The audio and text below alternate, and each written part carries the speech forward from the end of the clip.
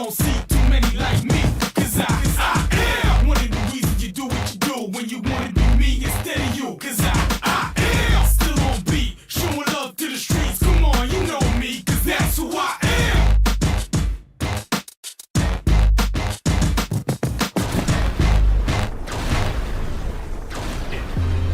First and 10. Trenches. You like the water cooler. You be on the benches. Think your team better, but they lack skill. First snap, I leave your backs in the backfield. Your quarterback scared, I see it in his eyes. Sent the receiver in motion, that's just a disguise. My linebackers, they stepping up.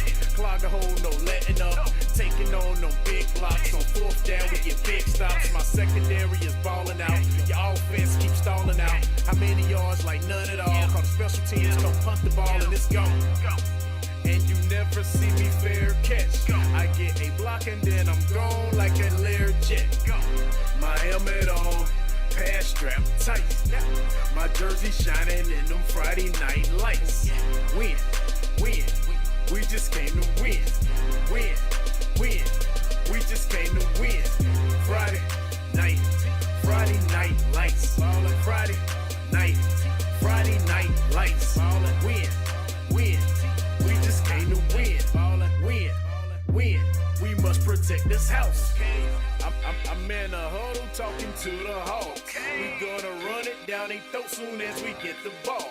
Come out and fire off the ball. We going on one. My skill position so proficient. Break for long runs. Come out running that option. That mean I got the option to keep that or pitch that. Defense, they gotta fix that. Four receivers, we spread them out in the shotgun. Hot reads, I got some. My tight end, so awesome. Touchdowns, I toss some. We score 6, scoreboard, that score 6. Respect the ball, we protect the ball. We don't fumble, no throw picks. I feed my linemen pancakes, so all they blocks are pancakes. Push you around like all night. End of the game, get your handshakes, huh? My helmet on, pass strap tight. My jersey shining in them Friday night lights. Win. We just came to win. Win. We just came to win. Friday night lights. Friday night lights. Win. We just came to win. Win. We must protect this house.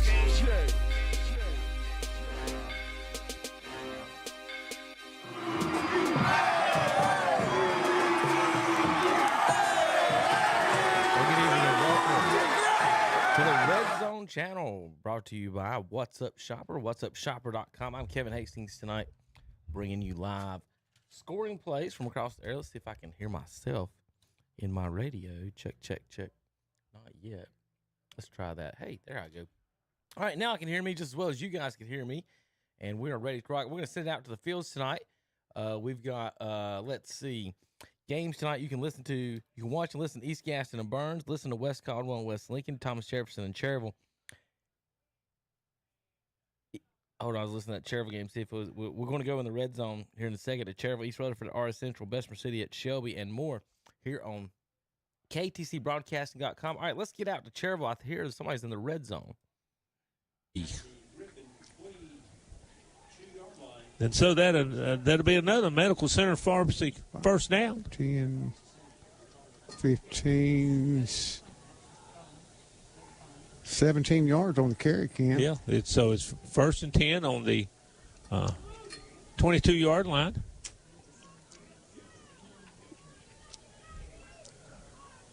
Back in the shotgun again is Ward.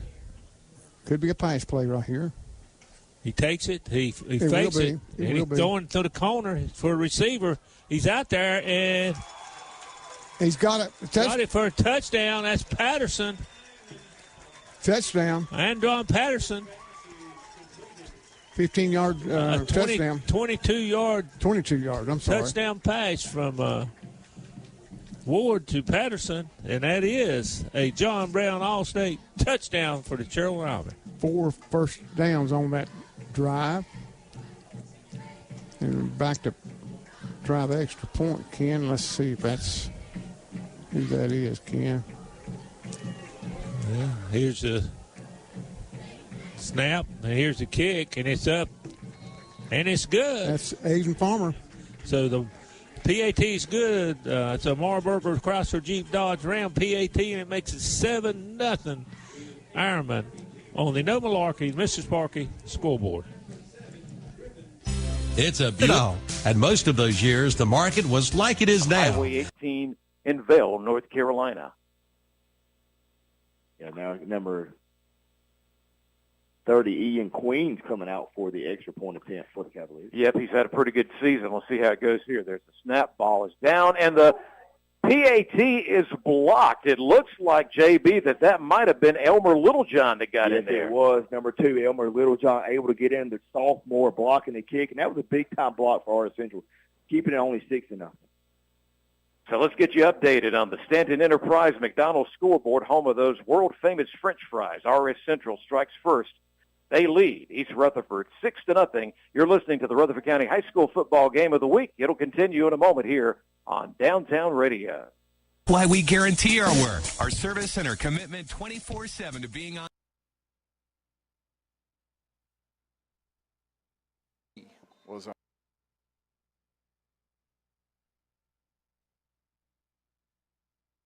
Speaking of Mr. Sparky, it's 21-0 Shelby on the No Malarkey Mr. Sparky scoreboard. Third down, 20 for Bessemer City from their 10-yard line. Handoff. It's a double reverse, and it's fumbled in the end zone, and Achilles Littlejohn has nowhere to go. He's tackled in the end zone for the safety.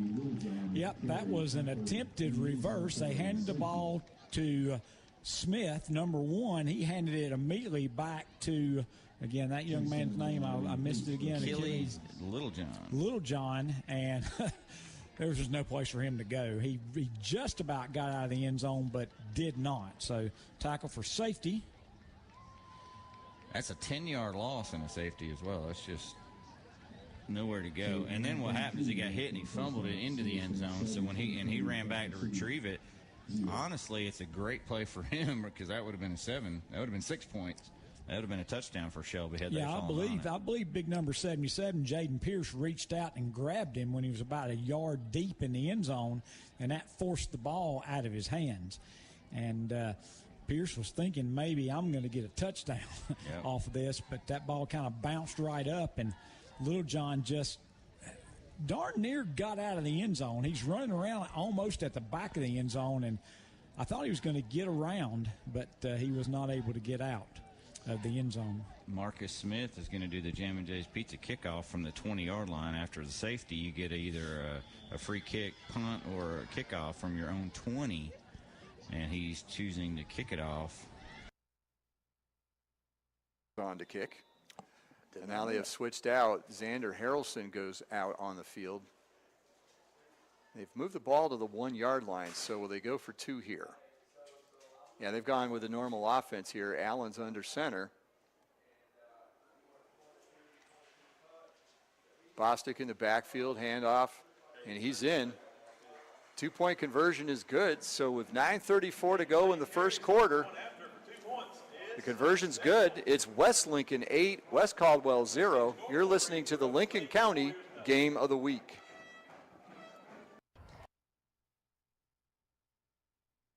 And that will get 5 of those yards back. So now we're back to 1st and 15. So we're just trading penalties here. Yeah. Griffins have 2 right receivers to the far side, 1 here to the near side, 1 back in the backfield with Kimbrell. Kimbrell takes it. He hands to Boyce, who's looking for running room, gets a little crease, goes up the middle, and gets a nice gain of looked like about 7, maybe 8 yards. Josh Ward, the initial tackler. So it looked like it's going to be 2nd and 8, Danny. A gain of 7 on that carry. Boyce is not a big young man. No, he's 5'8", 160 pounds. He's a freshman too, Ken. Yeah, but I tell you what, with his small stature, it's easy for him to find them small creases, right, and get through them with the quickness he has. 4 receivers, 2 to the far side and 2 to the near side. And I think we're going to have a false start here for Thomas Jefferson as Both lines broke before the snap. And it is going to be a false start against Thomas Jefferson, so that'll back them up 5 more. Another Heath Jackson Plumbing penalty. So that's about 5 fouls so far. We've had more penalties than we've had plays so far. We sure have, yeah. So that'll back it up, make it now, I guess, second about 13.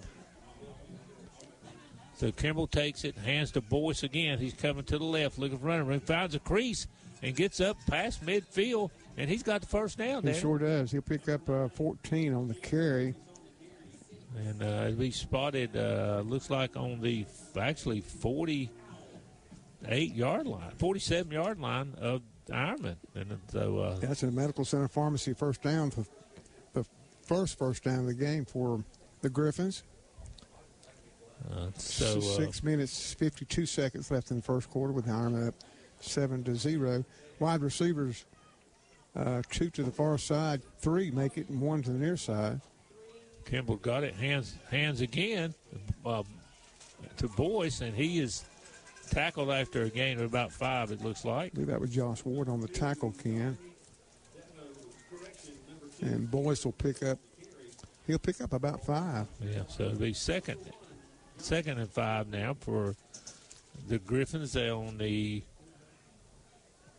42-yard line of the Ironman, as they now are in Ironman territory on their initial drive. Yeah, second and about 6. So Kimball in the shotgun again. He takes it.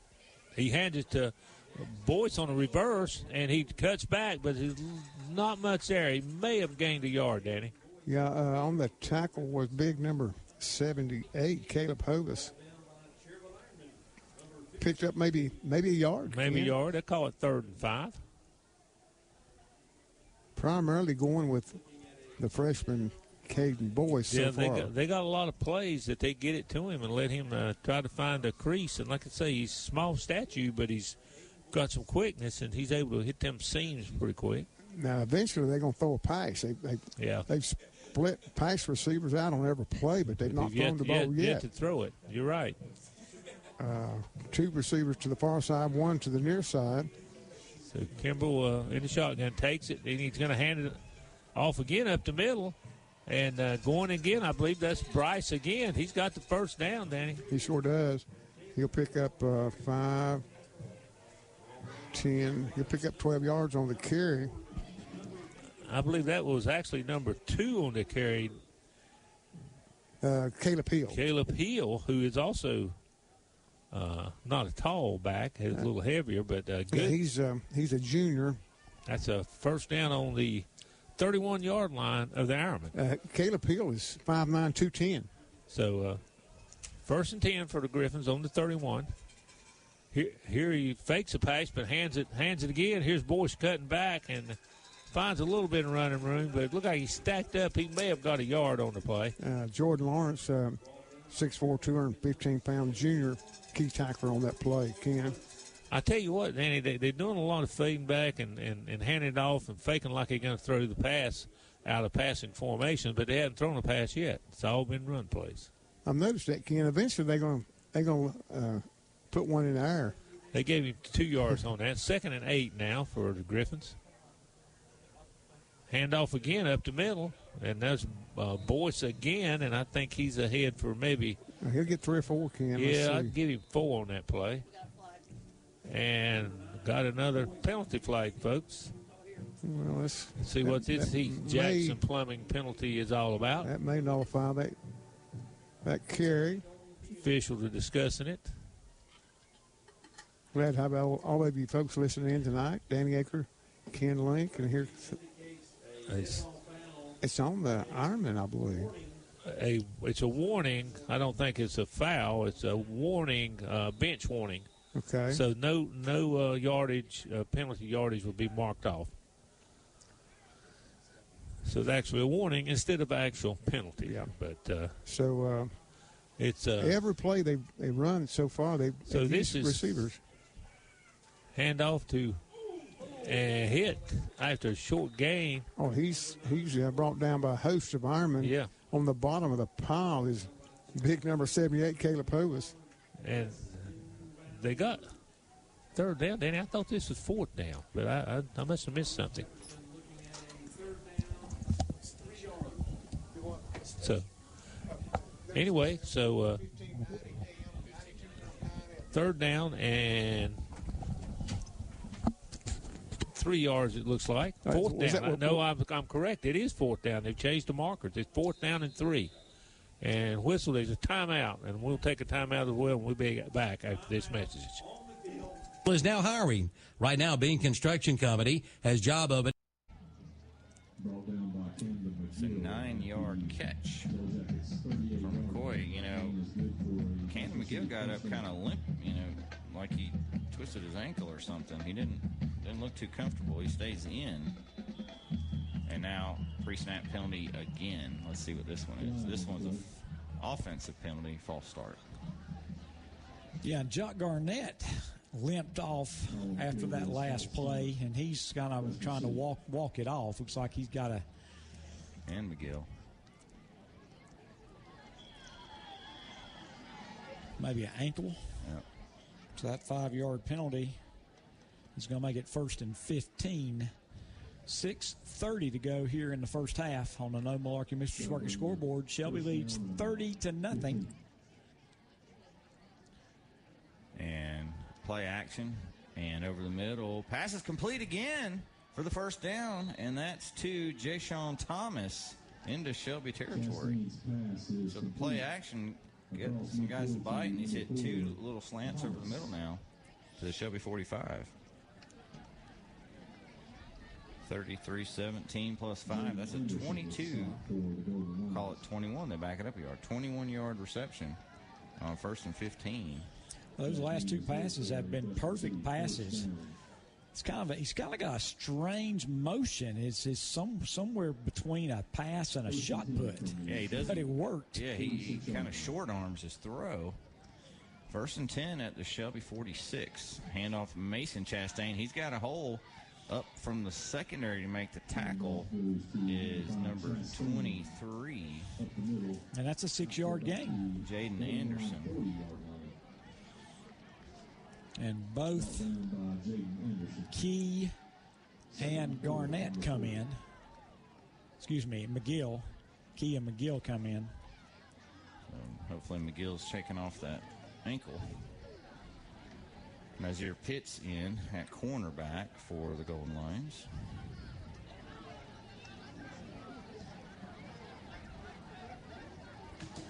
And high snap, Mason Chastain gets the handoff, but that play was kind of foiled with a bad snap, and he gets no gain. Should bring up a 3rd and about 4.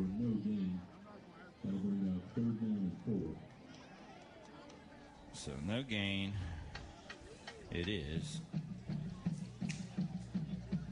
from the Shelby 40, and probably more like 3.5, Jeff. Looks like they got to get to about the 36.5. But it is 3rd and 4. Nice little drive here by the Yellow Jackets, a couple of first downs. 4:30 to go, 2nd quarter, and handoff to Smith around the left side. He's got some running room. It closes quickly, but I think he dives forward close to the sticks. It was a dive, and I think he got it.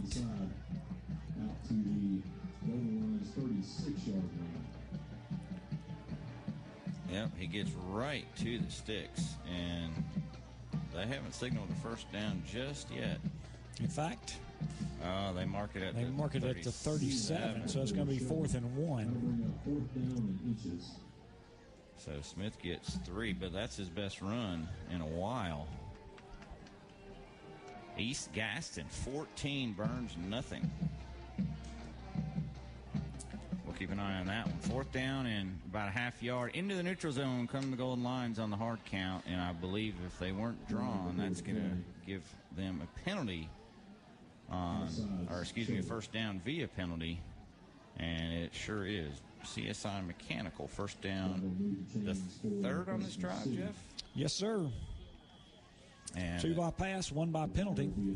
Ball bid to Shelby 32. Other scores: East Rutherford 6, RS Central nothing. Reedsville over Walkertown 8-0. A lot of games played yesterday. 1st and 10, fresh set of downs. Smith back in, and he gets the run, and he's pile drived. I guess he gets about 1 yard before he's pretty rudely thrown backwards. Jock Garnett kind of picked him up by the legs and drove him backwards into the ground. 1 yard gain for Smith. I'd like to thank Wendell Knight for listening in tonight. Shelby scored with 8:44 to go, and we're down to 2:54. So that's and it's a short kick, a squib kick, and it's going to go out of. No, I thought he was going out of bounds, and finally it's dived on and covered by Ironman out there. Patterson jumped on it as I think it died out there, Danny, and never went out of bounds. It sure did, Ken. Looked like the ball's going to be spun on the 25, 20, let's see. So that maybe was the 24, Ken. So that ended up being an effective kick for absolutely. Thomas Jefferson.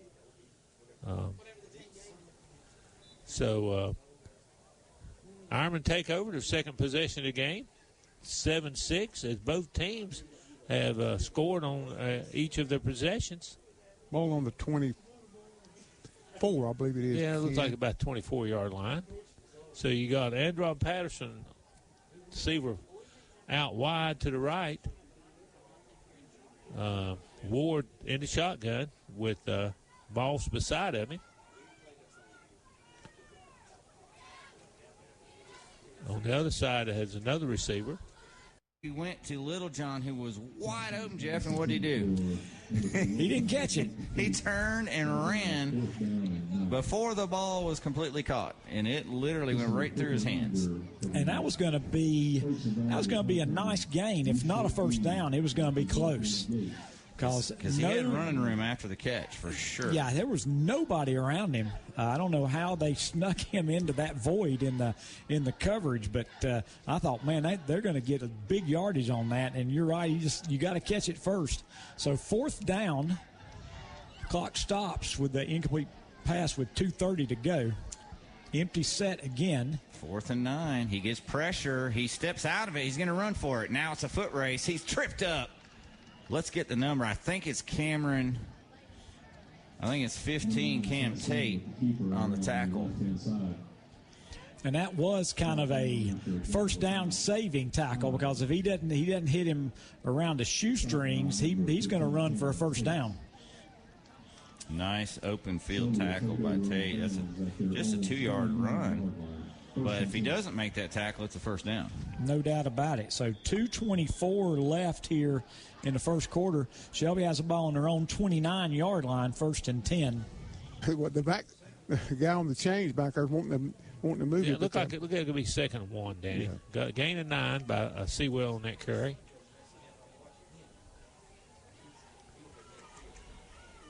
So trip receivers to the right. Ward got it. He's going to hand it off to Moss, who's got some running room in his head for the first down. Gets Samir Moss got hit pretty hard, but he got 2 on the play, which was enough to get the Medical Center Pharmacy first down. Right at midfield, folks. So 1st and 10 for Ironman. Big guy, number 34, Shamir Moss, with 2 carries down for 11 yards. He's a senior. 1 minute and 38 seconds left here in the first quarter at Roosevelt Stadium. I'm Danny Aker along with Ken Link, and glad to be able to call this game for you folks. So Ward back in the shotgun again with Moss beside of him. Trip receivers to the right. Takes it. He's going to throw a short pass over to Patterson, and he drops it. He had a sort of a screen set up there, Danny, but he didn't quite hold on to it. So it'd be an incomplete pass and be 2nd and 10.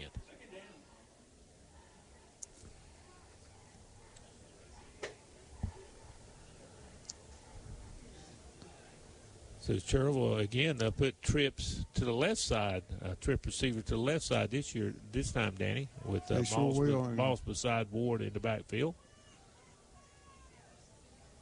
I believe this could be another passing play. I think it could be a pass play down the left side, Ken. Maybe well, Ward's going to keep it.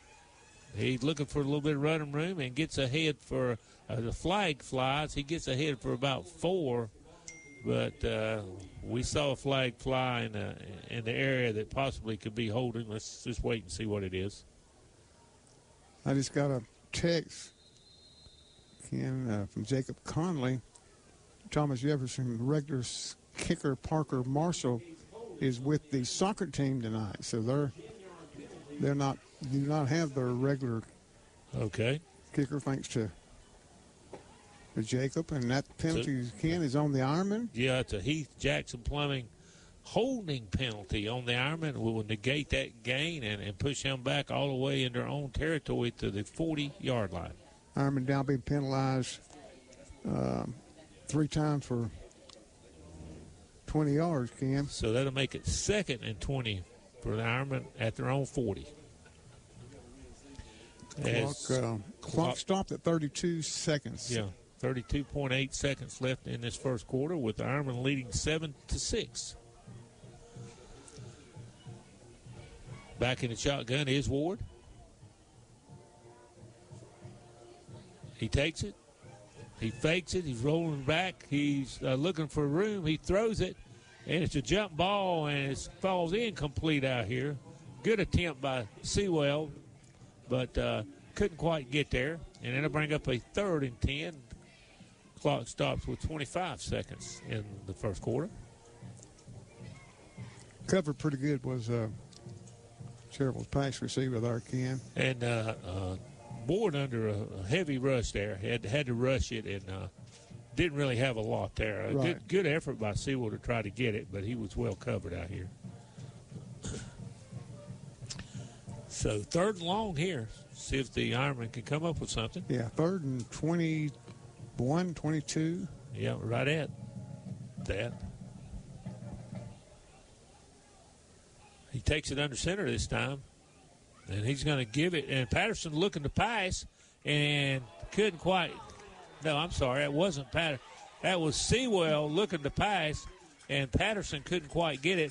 We've got several flags on the field. One of them looks like defensive pass interference. I think it's going to be on Elias Santiago, maybe. That was a handoff to Sewell coming around, and he stopped and threw the pass to Patterson downfield.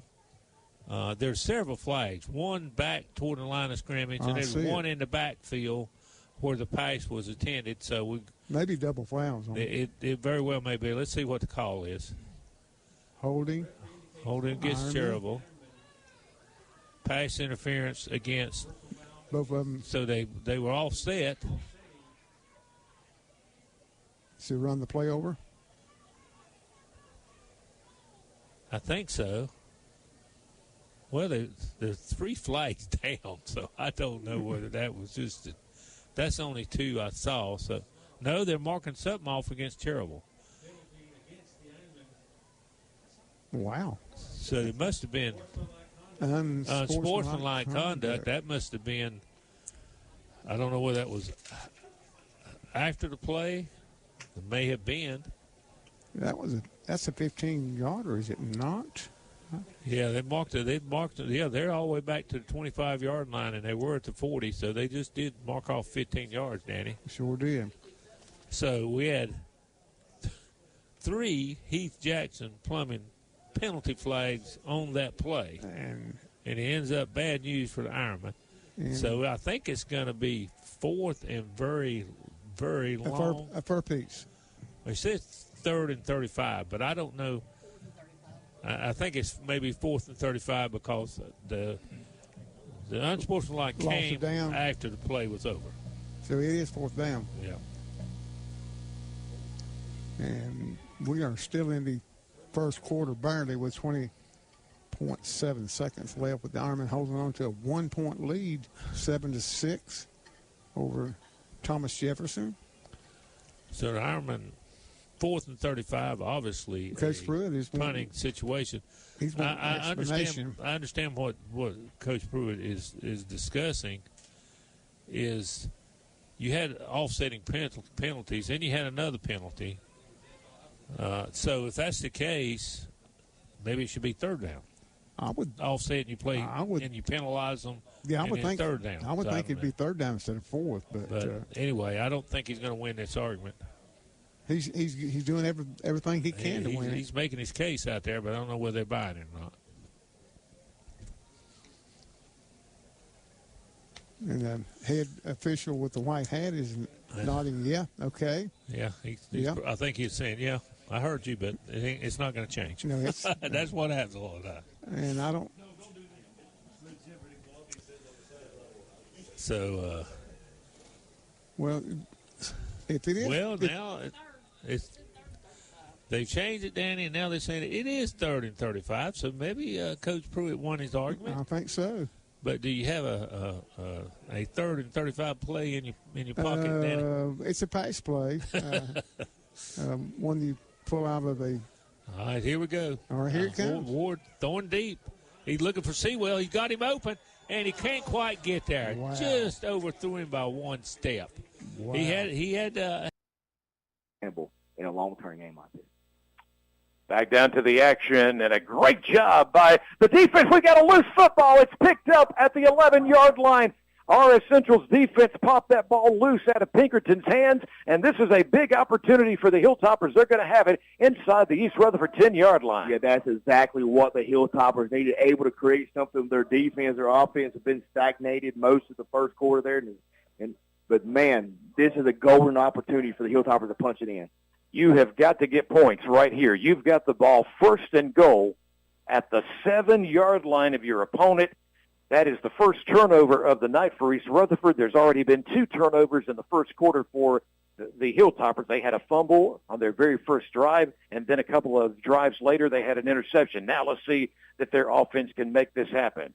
Remember, Boone Hodge is now your quarterback. He's got 2 running backs behind him, and the snap will go to one of those backs trying to cut that corner, and down with very little yardage. As a matter of fact, a 1-yard loss on the play. Yeah, tackled by number 3, C.J. Jackson there for the Cavaliers. They would come and make the stop there. Just nothing doing. The blocks were trying to set up, but East Rutherford was doing a good job getting through there and just making the tackle.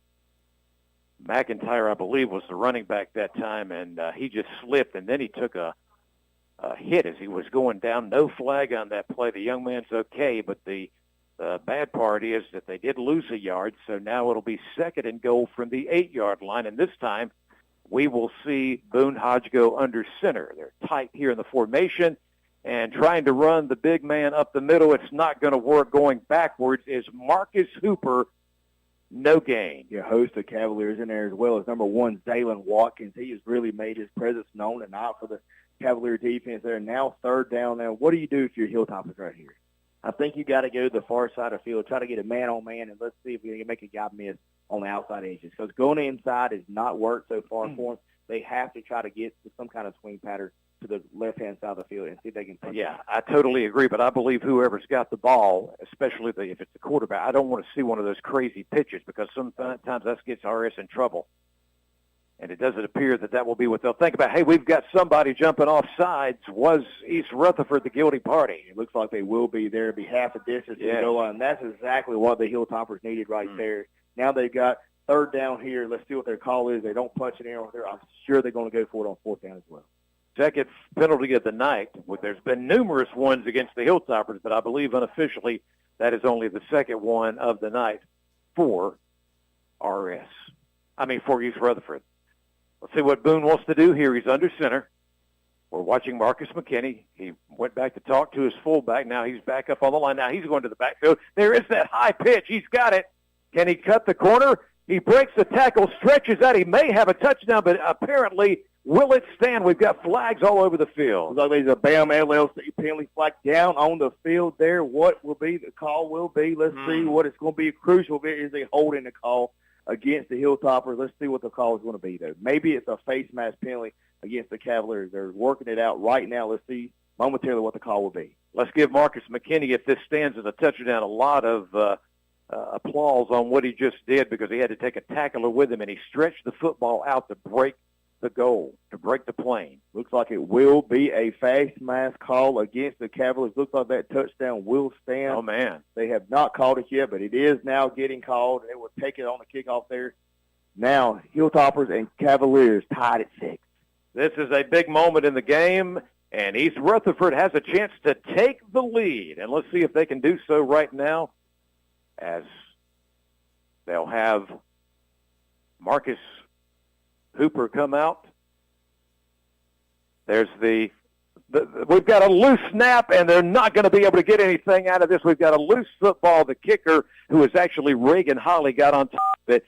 JB, just a mistake on the snap and the hold, and we had a loose football. Yeah, I think if I'm a Hilltopper from now on, I'm going for 2 points, because that just did not look good. They did not look good on the punt just a minute ago. Did not look good on the extra point attempt. I think now that they'll probably go for 2-point conversion. But they've tied the game up. So it's a new game right here in the second quarter. Good job by Hilltopper defense. Being able to get that turnover. Hilltoppers able to punch it in on offense. Now they got a tie game. Let's see if Hilltoppers can make another stop on defense after the kickoff. On the Stanton Enterprise McDonald's scoreboard, home of those world-famous French fries, we've got a tie game with just over 8 minutes to go in the second quarter. The Hilltoppers and the Cavaliers are all tied at 6, coming off of that Marcus McKinney 8-yard touchdown run. Have to run the play, and they do. Mooney's got it. Fire, slant. Warnock got it. 50. Drops the football and got it back.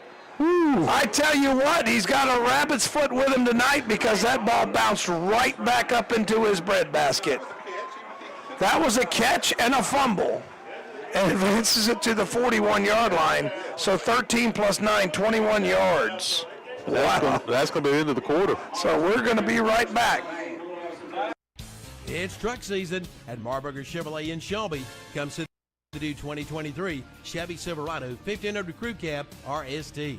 Get 0% APR financing for well-qualified buyers, plus no monthly payments for 90 days when you finance with GM Financial. Plus get a $750 cash allowance. Or make every... Yeah, the scoreboard here is also a little better marked. The lettering is in white. Last week it was red or something. It was almost impossible. The scoreboard was far enough off the field, it was out of the lighting area too, so. Well, we are professionals here in the booth for KTC Broadcasting. YouTube.com, LincolnCounty.com.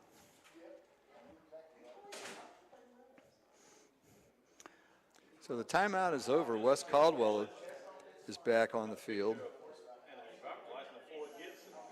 Not having many players there. It was probably more of a timeout to catch their breath, regroup here on this 4th down.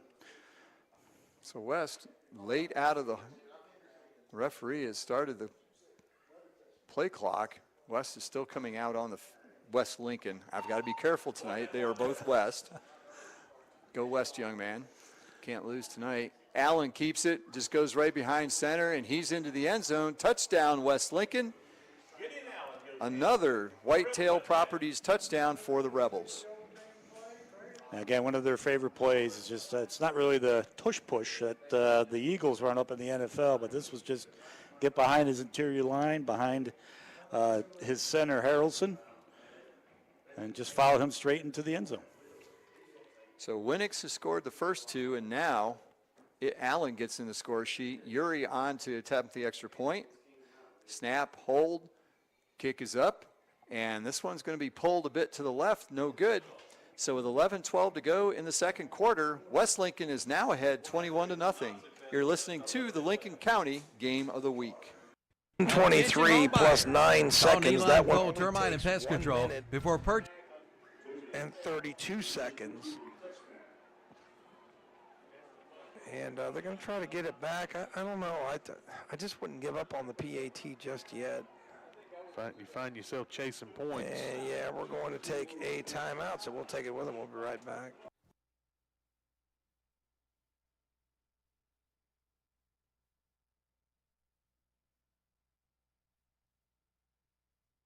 As there was a nice little hole right up the middle, and Bryce hit it and sprinted ahead for the first down.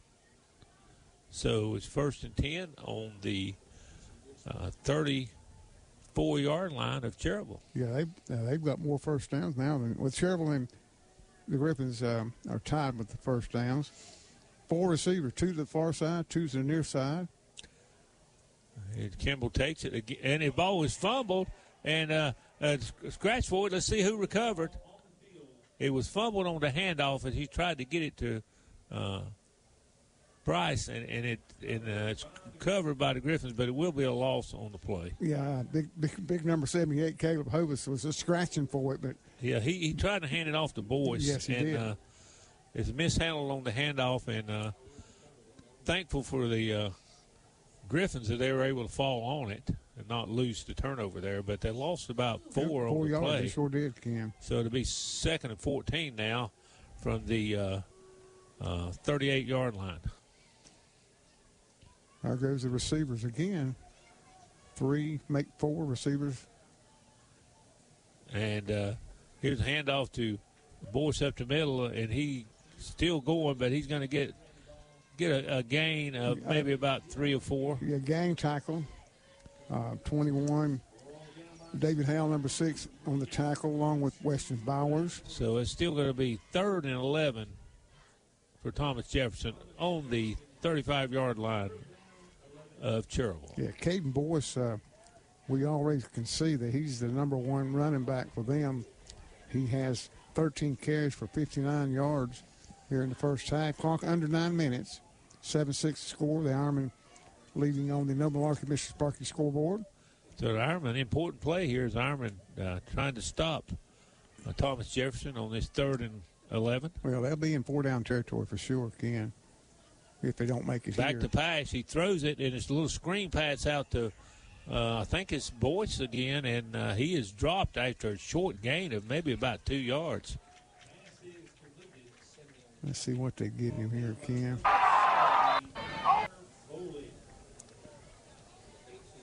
Yeah, 2 yards. Yeah, 2 yards on that play. Santiago was the pass receiver on that play. Okay. Beg your pardon. Who is their leading pass receiver on the season. So that's going to bring up 4th and 10 yards, it looks like. Yeah, 9.5, 10 yards for a first down. I'm guessing. So they're going for it. I'm guessing Boyce is going to get it again, right? No. Here it is. He looks now. He drops as he's looking for pass. He is tackled in the backfield by 71. Jordan Lawrence. Jordan Lawrence with the sack, and with that, the Cherville Ironman will take over on downs. Sure will, Cam. As he was dropped right at the 38-yard line. So the Ironman will take over with 7:48 left in what's looking like a low-scoring first half. It is a good defensive stand there for the Ironman after Griffins had penetrated into their territory. Seawell right here to our near side.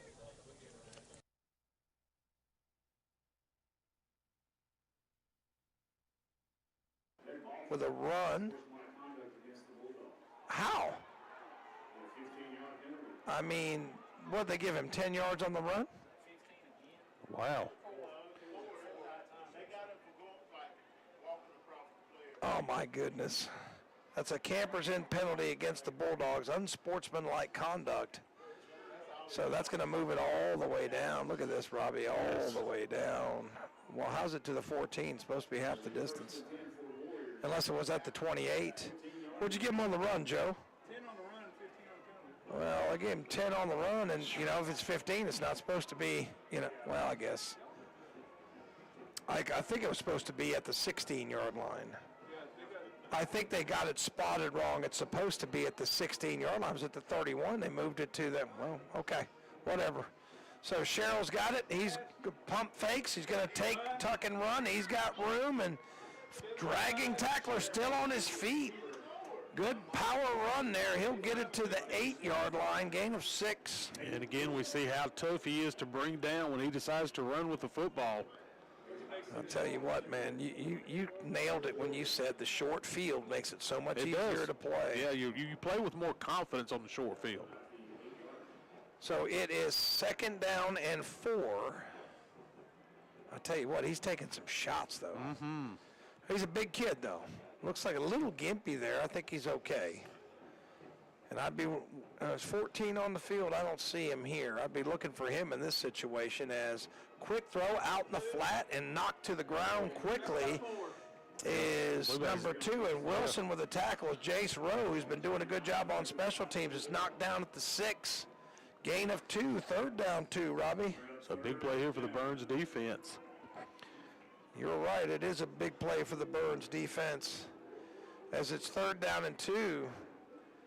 I don't know if they're going to let Abernathy kick a field goal or they're, you're 3rd down and 2. The way you run the ball, you think you're going to take 2 cracks at it. 2 shots. If you don't get it here, 3 wide receivers in for East Gaston. That's Brown as the single back set. Sherrill gives it to Brown. Brown breaks a tackle, and he's in for the touchdown. So that's a 6-yard TD run by Brown, and now they're an extra point away, Robbie. But again, Tom, we've seen East Gaston score on these short fields. When you're making them drive the field, they're just not as successful. So Burns has got to figure a way to tighten that up and not give up those big return yards. So 4 plays, $1:47 off the clock. Most of the damage done on the ground and by the penalty, which really hurt as well, Robbie. Hey, Tom, I told you before we went on there, maybe a 56-49 type game. Yeah. First half. Yeah. And Abernathy's Nealon Cole extra point is good for the 21 all on your Rice Jewelry scoreboard. We'll be right back.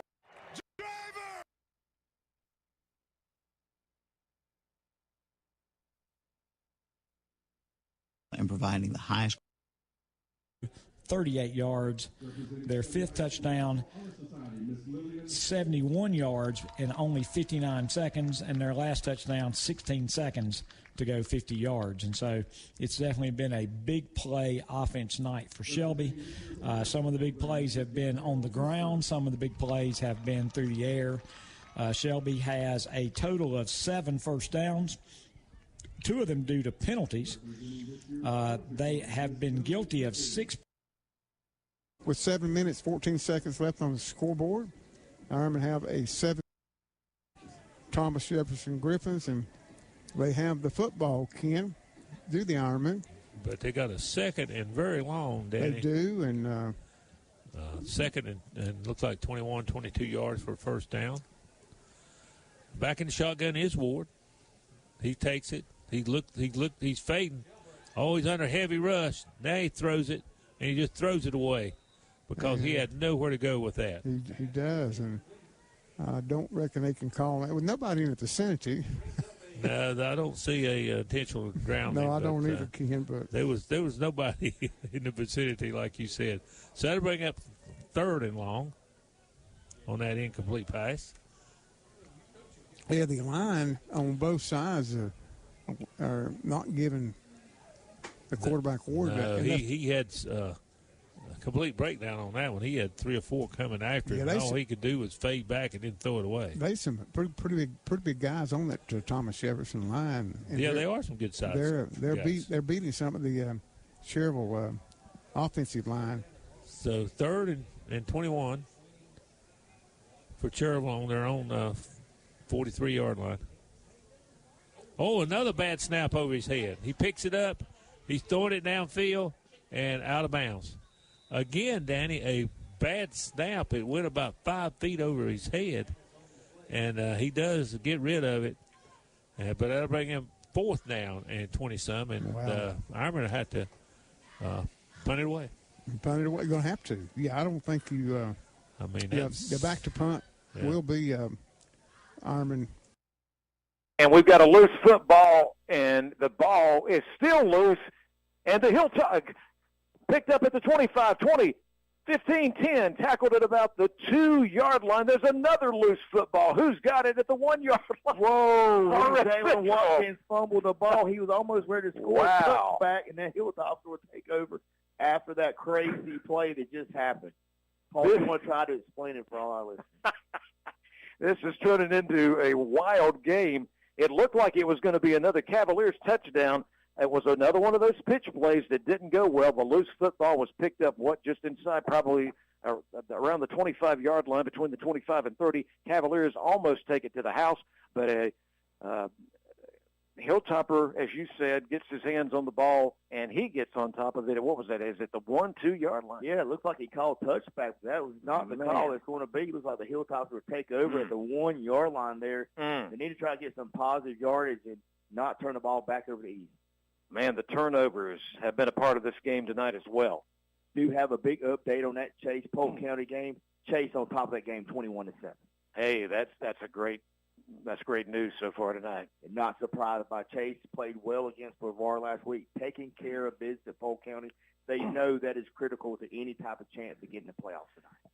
While Polk County's unbeaten in conference play, they don't have the most outstanding record overall, but they are unbeaten in conference play. That could change tonight.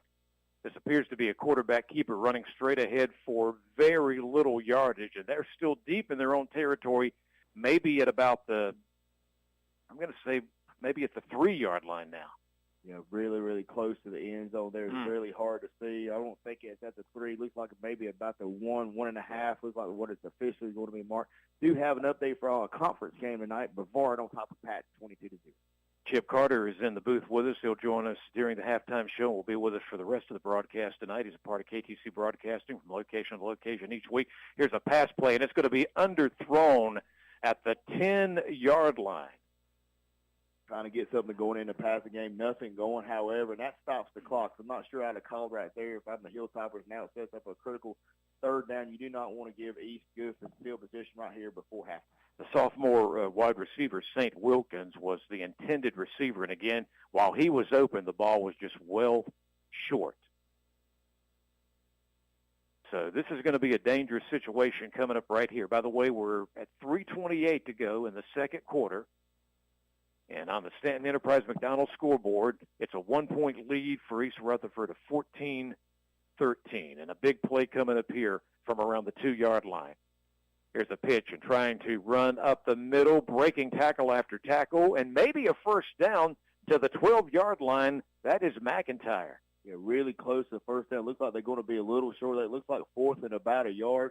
What does RS Central do right here if you're the Hilltoppers? I think if you kick the ball here, East Rutherford has a good chance their offense to score. You was not able to do early, but they're going to call a timeout and talk about it. Let's see what they decide to do.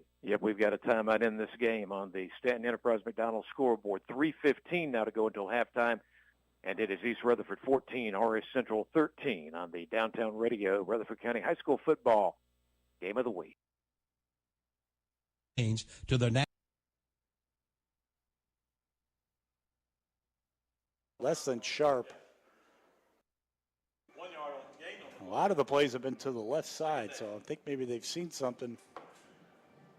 Try to exploit from the West Lincoln Rebels. Deepest penetration of the night. They get down to the 35-yard line. Again, 3 wide receivers. Lipford back to pass. Quick one over the middle. They found that again. Catch is made by number 9. John Doe, number 1. Yeah. Yeah, that's another Turner Hauser Insurance first down there for the West Caldwell Warriors. Doing a great job on that little play, getting it to the slot. We've just been told here that may be Tavion Dula, number 5, with a different uniform. Well, they do have 2 number 5s there, don't they? On their what roster. number do we think he is tonight? 9 for Dula. Okay, so we won't be able to call him John Doe anymore tonight, and movement by just about everybody. So they got the Turner Hauser Insurance first down. They got to the 22-yard line. So that was a gain of 13 on that pass to Dula, now that we know that. Oblongata. Can't believe I just said that. Doing a little water boy reference. And then a 5-yard penalty.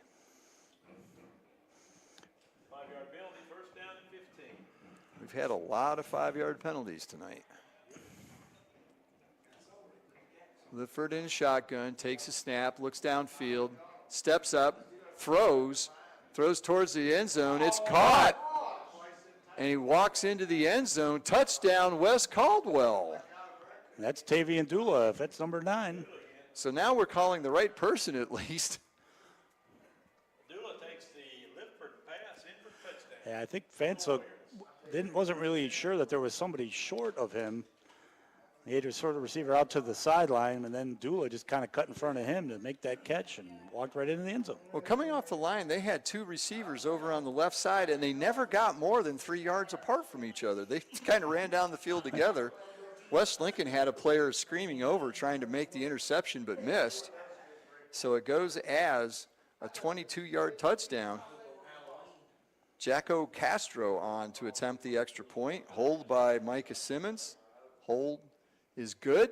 Kick is up, and it's good as well. So with 3:46 to go in the first half, West Lincoln 28, West Caldwell 7. You're listening to the Lincoln County Game of the Week. It's a Buick GMC fall sale at Abernathy Chevrolet Buick GMC in Lincoln. Take $2,000. So the ball's right back there on the 41, and I tell you what, they probably had a little bit more success in the more stuff that's designed for straight ahead, or at least off that option, you know. That's where they've had the most success. I wouldn't have gone away from that. Second down, 10. Sherrill's in the gun, and he'll roll to his left, let it go. Man's there, broken up. As that's going to be a pass breakup for Surratt as he timed it perfectly, Robbie. Yeah, like you said, a good job there just knocking the football down. Didn't try to make the big play, he just took care of business. Hero ball. I mean, it's, you know, you got to, in a game like this, you don't need hero ball at this point. Yep, get them at 3rd and 10 instead of letting it score it through your hands trying to get an interception. Now, if you're the East Gaston coaching staff, you got to be thinking 2 plays here. Yeah, I think I'm 2 plays for a first down. You got to have 2 plays here. So if they don't get it here, they may be trying to get just a little something here and then go for again. And Sherrill, that's wide open. He's got it wide open to the left side, and he's submarined to see where they put it down. They're going to give him the first down. Oh, man, that's generous spot. It is. But they're going to give him the first down. Nope, they're not. I stand corrected. So they're going to give him a run of 9. Oh, they gave him the first. Now they're going to give him the first down. All right, well, they put 4th down, but I thought he was down about a yard in front of it. Too. They gave him exactly 10 yards, and I'll tell you what, Sherrill is really doing the damage. They spotted him where he rolled to, not where the tackle was made. Yeah, that's what I thought. But every once in a while, the ball bounces your way. First down and 10. And Sherrill's in the gun again. Helms comes in motion, and they're going to give it. I think that's is that 20? That's Smith again. And he'll get, see that, Robbie? 4 yards every time. Yeah, bringing that man in motion. A lot of window dressing in the backfield. Yeah, they're going to give him 5. So that first down run for East Gaston, for the most part, has been very effective, especially on this drive. And I'll tell you what, they took it with 8:48. They're about to keep the ball almost 5 minutes, very similar to their first drive. Yeah, the first drive, absolutely. So second down, 5. And Sherrill now taking his time. And he's got the snap, and it's going to be blown dead, and that's going to be offside against Burns again. So that camper's in penalty is going to be close to another first down. That's the 3rd offside call against Burns. 4th if you count the one on the PAT. And it's first down. Yeah, no for a first. That's 4 first downs. And I tell you what, the Warriors have looked good on this drive. 21-21, but the Warriors threatening. They're on the 21-yard line. So first down, 10. And Sherrill's in the gun. And man goes in motion. They're going to empty it out for him, and they're going to throw it out in the flat. It's Brown, and he makes a man miss, but dragged down. He's still got about, give him about 3. It'd be second down and 7, maybe 4 yards. Yeah, Isaac Brown just has been everything they needed him to be out of the backfield tonight. Still a good gain. That's 4 yards on first down. And that's been the recipe for success on this drive, Robbie. Yeah. 4 or 5 yards on every first down. Yeah, staying ahead of the chains on that first down play is huge. So it's 2nd down and 5. And if you're Burns, you need a tackle behind the sticks. Yes. You need a big play here. As Sherrill's now in the gun again, giving some instructions to the 2 wideouts to the left. And the snap is back, and it's going to be Brown, and he's going to be stoned at the line of scrimmage and then finished off. And there's a Bulldog down. And that's Marshall. We're going to step away for 1 minute. We'll be right back. Buying a home can seem like a daunting task, but it's really not with Homestar Financial. With a short phone call, we can get you pre-approved. Once pre-approved, you're free to shop for the home of your dreams.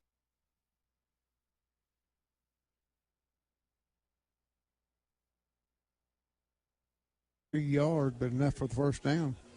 And he's going to be marked right at the 49-yard line, just short of the 50, where to be another medical center pharmacy. Yeah, that's 10 of them. First down. That's 10 Ironman Medical Center Pharmacy. Yeah, it marks it right at the 50-yard line, Danny.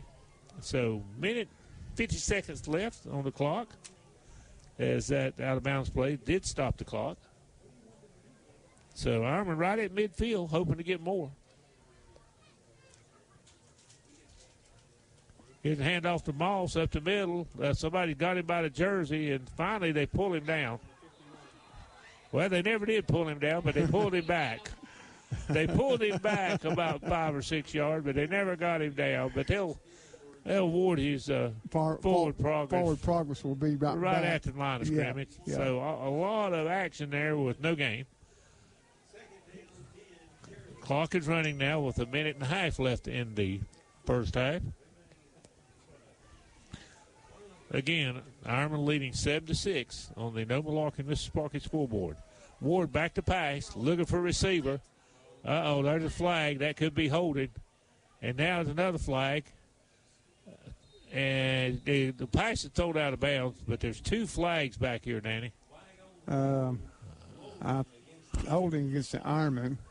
One of the flags. Can you see another? Yeah, I think they both called the same Okay. thing. I think it was a holding play. Yep. It's holding against the Ironman. That's another Heath Jackson Plumbing penalty.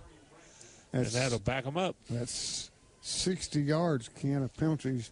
A lot of penalties in this first half against the Ironman. Oh, yeah. Tom Jefferson's had a few too, but the Ironman's making a lot of mistakes out there. So now it's going to be 2nd down and about 20, 21 yards to get a first down as the ball is all the way back to the 40-yard line of the Ironman. 3 receivers out, Ken. 1 here to the near side, 2 to make it 3 to the far side. 1:09 left on the clock. In the shotgun, Ward. He received it. Looking downfield. And it's intercepted as he was throwing for Patterson and returned to the 50-yard line. And that young man is number 15. Number 15 intercepted is Elias Santiago.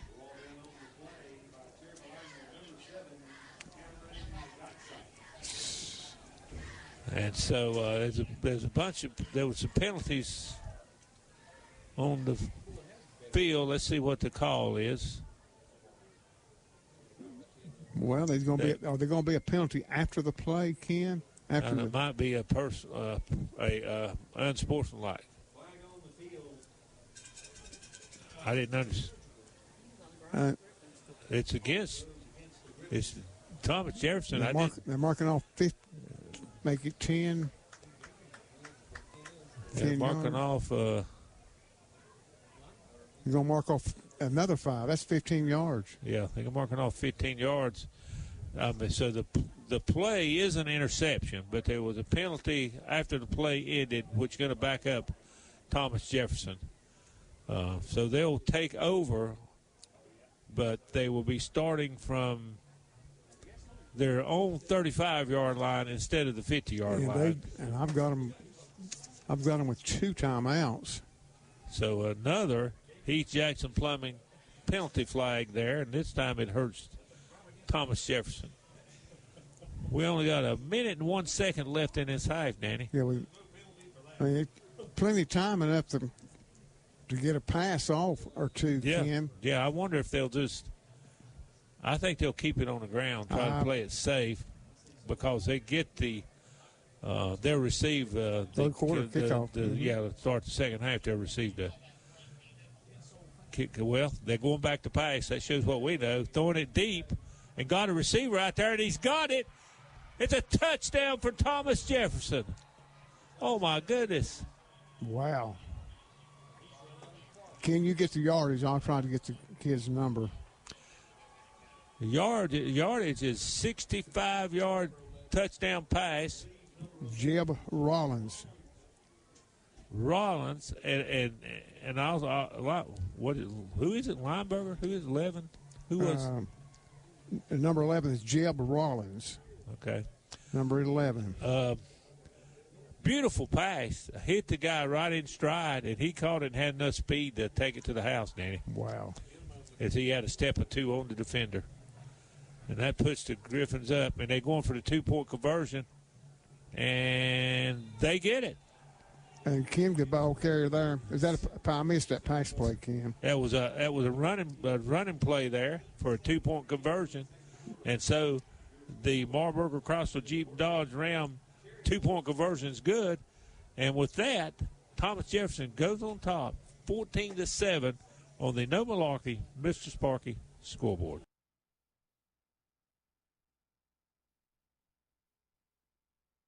Express roster, so that won't happen again.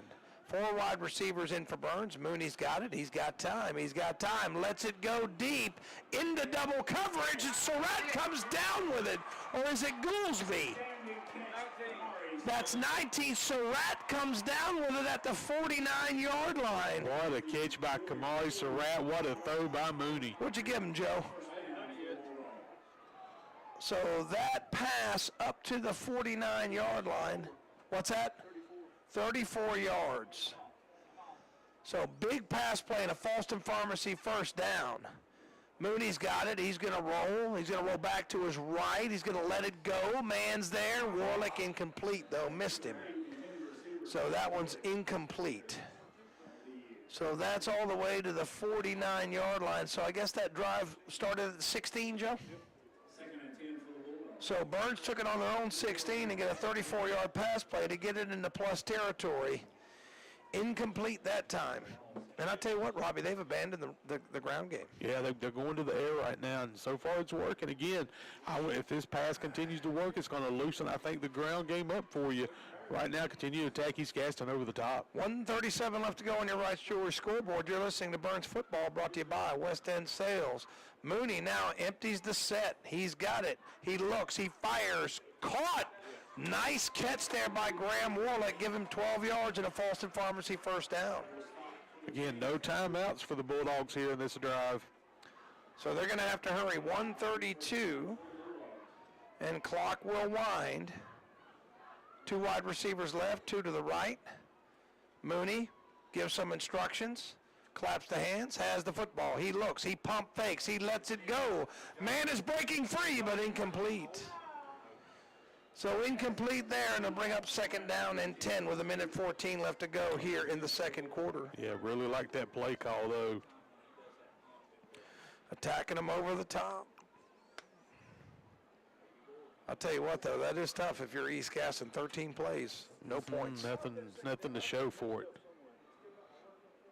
So Mooney now is getting some instructions from Diamont, who looks like he's breakdancing there, giving the directions in. I'll tell you what, man, if he can move like that, he needs to get some choreography lessons going on for some of the people here in Upper Cleveland. Mooney, back, scrambles, goes right, going to keep it, takes off, got 5, and he is slung down out of bounds.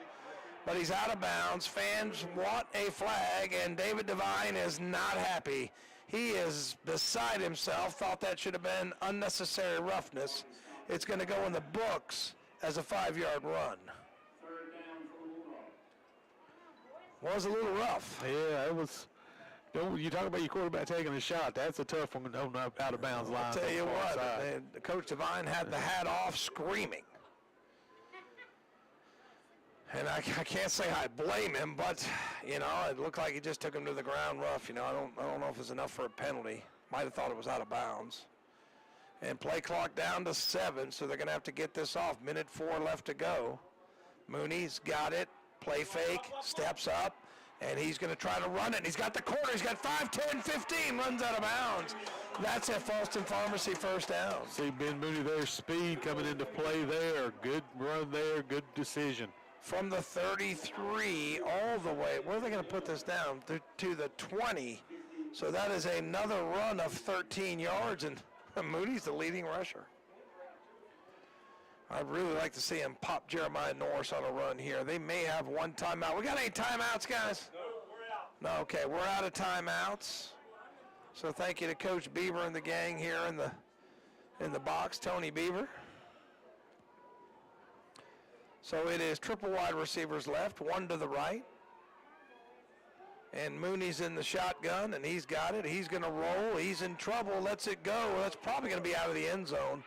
And it's popped up and incomplete. I thought that was going to get out of the end zone, but looked like an East Gaston Warrior had a chance for interception. Yeah, they're on the back line.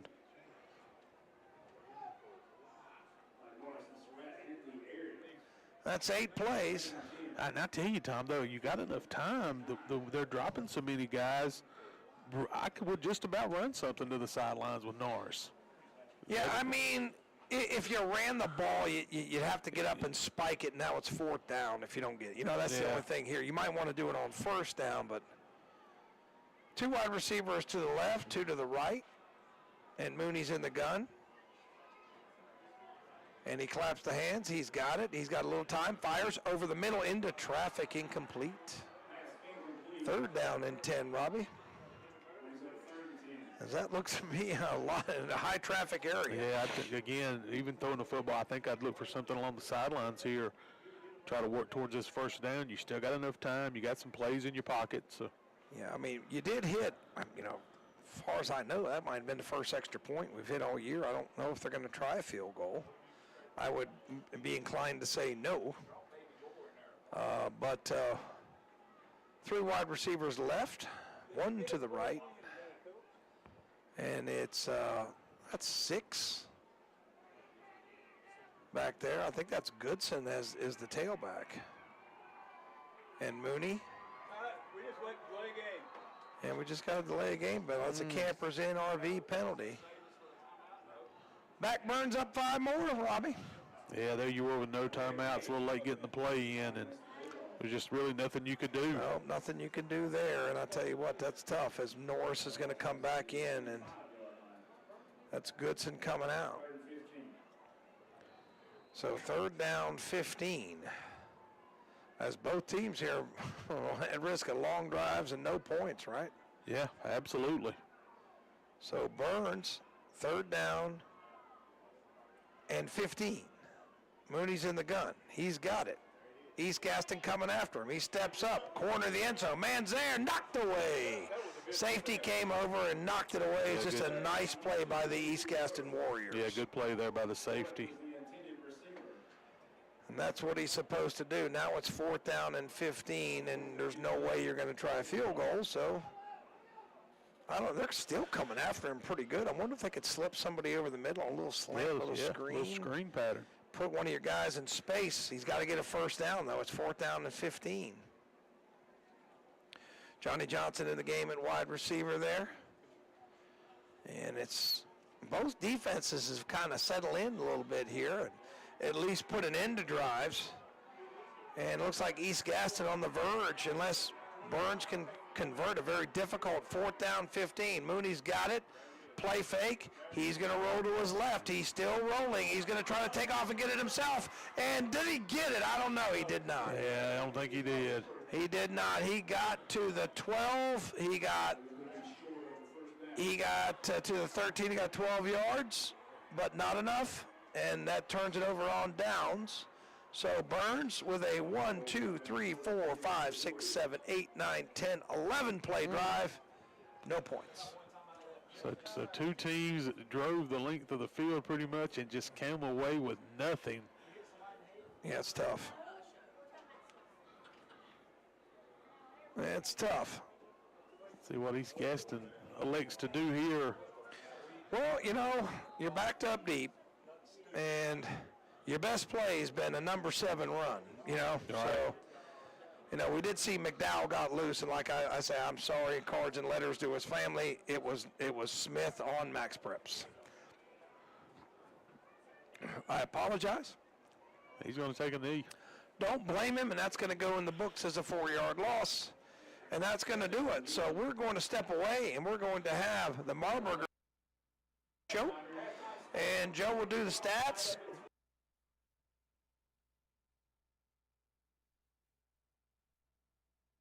Football has not been their forte, and it doesn't help your rushing stats when there are 4 or 5 sacks involved and several other. We've got 9 plays tackle for loss for West Lincoln, 4 sacks, 5 other tackles for loss. So that puts West Caldwell at 15. One quart of synthetic blend. Carter here in just a moment to get some comments and get some scores and all that good stuff. JB, what's your thoughts about what you've seen so far tonight? Well, we definitely didn't expect this, and we talked about this in the pregame, how explosive the East Rutherford offense was. But, man, RS Central's really come out and played a really good first half. They haven't gave the game away. They had some big plays, man. They had the onside kick they was able to score points off of. They was able to stop East Rutherford right here before halftime. They was able to make some big pitch plays and some, play out there. Throw it out to the halfback there. 14-7 on the No Malarkey, Mr. Sparky scoreboard. Well, good evening, everyone. Welcome. Make sure you guys can hear me. Yep, you can. Good evening, everyone. Welcome back. We're going to do the halftime part of our Red Zone radio show where we give the scores and go over some highlights that we've seen so far in the game, so we get ready for the post-game show. But we've got some scores that's come across the board, folks. And if you're looking at the scoreboard, blacks are final. Red is active. We had 4 from the other night. Crest won 42-7. South Point over Forest View. South Point 49-14 over Ashbrook. Kings Mountain 51-3 over Kramer.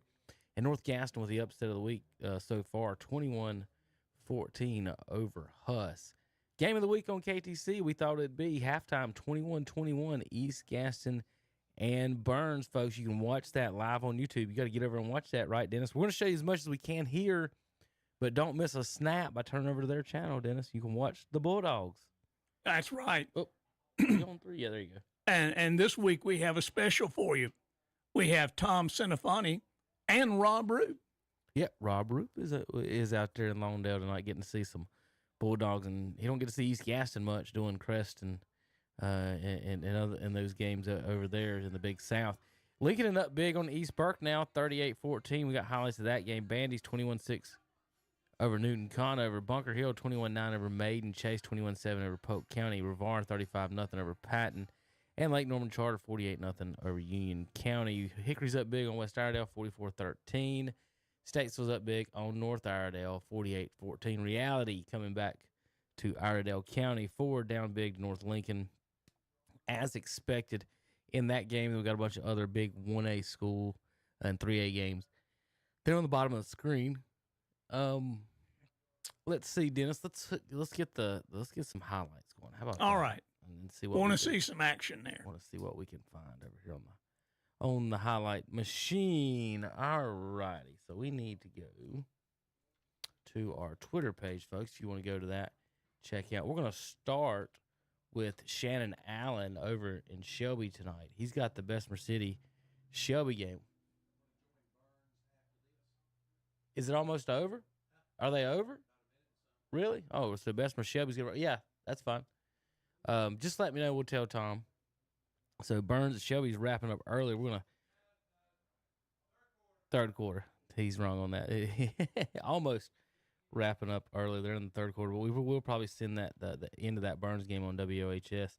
All right, let's start with... we're going to start with Shelby Little League Mighty Mites, Dennis. Okay. Well, how about some action from there?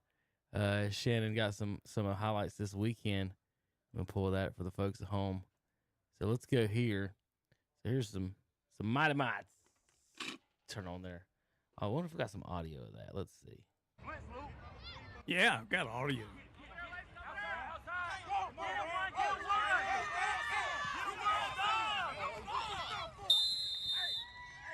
Shelby Little League playing Elizabeth City. There's one of the Mighty Mite touchdowns. See if he had any more on there while we had. Nope.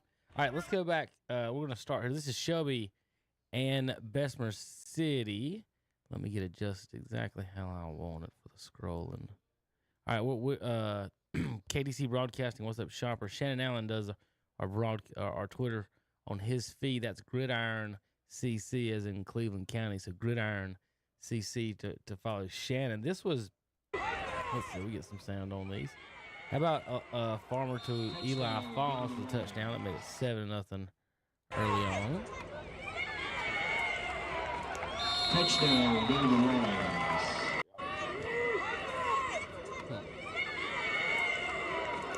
Touchdown, go to the Lions. I'll have to do it from here. Fine. Maybe hit the button I didn't want to hit. All right, that made it 7-0 Shelby. This made it 14-0 Golden Lions. Deep pass down the sideline. Beautiful pass, hitting right in stride into the corner. Farmer to Bridges on this play. He threw it for about 45 yards. Oop. And he caught it. Yep. This is run by Tate, about 30-some yards out. He got Touchdown. Little playing around there with the best of city guys there at the end. Let's see about this one. Oh, this is the safety where they try to reverse in the end zone, Dennis. And you can't really do that. End around, and he ended up in no man's land, getting chased into the corner and couldn't get out of the end zone. So that made it 23-0. Touchdown, Golden. So this is a quarterback keeper Touchdown, on the Golden. play. That made it 30-0 Shelby. This made it 37-0 with a bomb. 60, close to 60-yard touchdown to Gabe Fox. Touchdown, 53-yard touchdown pass. He threw it from the 43 and it landed on the 8. Touchdown. So about 50 yards in the air. Pretty good arm. This made it 44-0. Rams score around the end for the touchdown. So Shelby, that was the last we scored, but last we have it. Now it's 51-0 here in the third quarter. Bridges with a touchdown over the Yellow Jackets. 51-0. This made it 58-0. Yellow Jackets interception, fumble. What do you call that, Dennis? It didn't hit the ground, so I guess it's a pick. Yep. Interception. Yeah. Interception and return for the Golden Lions. And as a quarterback with pick six, he hit you guy in the hands there, Dennis. They hit him in a bad place. My hands. So the score over there now, 58-0. Let's look that up, baby.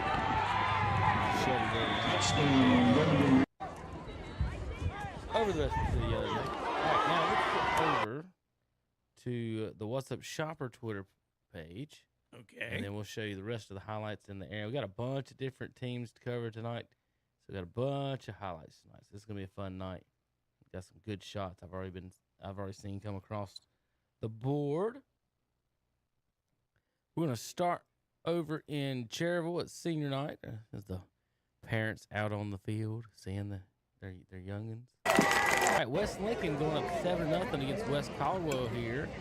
Left side. Handoff touchdown over there on the turf. We saw this earlier. This is Cherryville going up 7-0 on Thomas Jefferson. Beautiful pass in the corner of the end zone right here. Great play by the receiver. Wish it was in our face right there. Let's see what the receiver did. What a handoff. This snake gave East Gas in the early lead 7-0. That's quarterback keeper. Not a handoff. Quarterback keeps it. He's a star. Lincoln in first touchdown right now.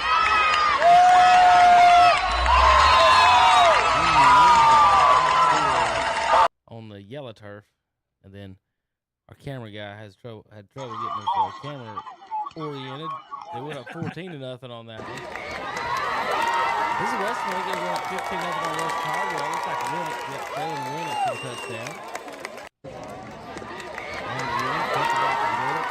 All the way up to the line. He got him. Saw this earlier. Thomas Jefferson crossed him up the middle for the score.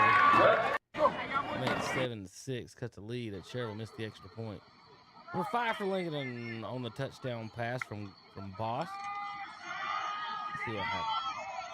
Oop, nice little curl out over the middle in the zone. Finds the lanes to the end zone. Yeah, somebody forgot to cover him. He's wide open. This is Burns cutting lead 14-7. Mooney finds the receiver. That's 19 to Serrata. It could go all the way. He was gone. Good pass, good catch, all around play by the Bulldogs. Here's Mooney again, looking, scrambling. Finds the receiver. Another good catch from his receiver. Touchdown. Good job there. The Burns on at 14-13. Back over to Lincoln and East Burke. Boss going back. This kid's an athlete, folks. He had 7 touchdowns last week. And he just ran around everybody. 45-yard scamper for the touchdown for the Lincoln Royals. All over the place. Kid's an incredible athlete. Nice pass from Mooney hitting the skinny post right between the safeties. This makes it 21-14 Bulldogs. Beautiful pass there from Mooney. Looking at going up 28-14 on East Burke. No, East Burke with the touchdown on this one. Cavaliers went for 2, made it 28-14. But since then, Lincoln has pulled away. His interception for Thomas Jefferson against Cherry in the first half, right before the half. Good pick there from the Griffons. Both teams wearing black tonight, neither the blacks neither one of their main colors. West Lincoln at West Caldwell. Against West Caldwell, it's 21-0. It's 28-0. This long run pitch on the option. And that's not yet, is when it's first four touchdowns. Taking a few people. Here's the pitch. Around the end. Take one. Break the tackle. Take 2. That guy got short cross. All right, this is West Caldwell's touchdown. How about the Warriors? This is a 65-yard touchdown pass. 3 men in the lane. I think it's not a 65-yard, 25-yard touchdown. West Caldwell finds the man and surrounded by defenders. None of them make the play or the tackle. He walks in for the touchdown. Here's sacked by Cherrill. Got the ball back in the first half. Good job by the Ironman. 34-7 West Lincoln over West Caldwell at this play. Rebels handed off on the end. Around the corner goes Winners into the end zone for a touchdown. Thomas Jefferson with the interception, which leads to a touchdown. Thomas Jefferson takes the lead, 14-7. East Burke stopping the Wolves on the goal line before halftime. Big stop there from the Cavaliers. It's made 21-21. East Gaston punches it in to score. It is tied, halftime. And then tied up at 21. Oh, yeah, it was halftime. Sorry. So that's our highlights of the night. Get you back to our scoreboard. Those are our most up-to-date scores, folks. Give me 5 minutes and we'll pull up some more. How about some action from the Burns band? You need to get that running game to sustain a drive, keep your defense off the field a little bit. And let's keep the time of possession. Yeah, let's be honest, Tom, though, those 21 points that East Gaston's got, you look at the great field position they had on all three of those scoring drives, which, again, we talked about loosens you up a little bit, what you want to do offensively, and you can lean into that run a little bit more for the Warriors. So you've got to figure out a way to kind of start pinning them a little deeper, start giving them such a good field position to start as well. Jace Rowe's been doing a great job of kickoff returns for the East Gaston Warriors. He's set them up twice. All right, folks, we are going to go through some more scores, get the scoreboards up. We're going to go ahead and send it back out to some more action. Shelby and Bessemer will be finishing up soon. We're going to send it back to them for a few minutes and then get it out to our other games as they finish up. Shelby 58-0. We're going to get it over. We got some good games. RS Central's within a touchdown. Cherville's within a touchdown. Burns and East Gaston within a touchdown. I tell you what, let's start at Cherville, see if they've started back up yet.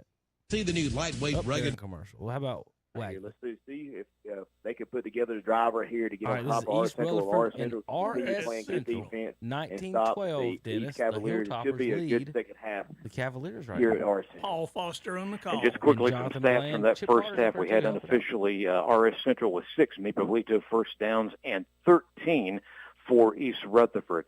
And some of the scoring that took place was that big run by Pinkerton in the second quarter, then a 2-point conversion. That's what got East Rutherford ahead at one time by 14 points. We've had touchdowns for RS tonight, a short run by Marcus McKinney, then McKinney with a 41-yard touchdown run. And then every week now. Welcome back, Danny Aker, Ken Link, and Ken is over here chowing down again for the second time this afternoon and tonight. And while he does, I want to mention our public address announcer, Dr. Vince Hefner, and his wife Sherry, in their 18th year here.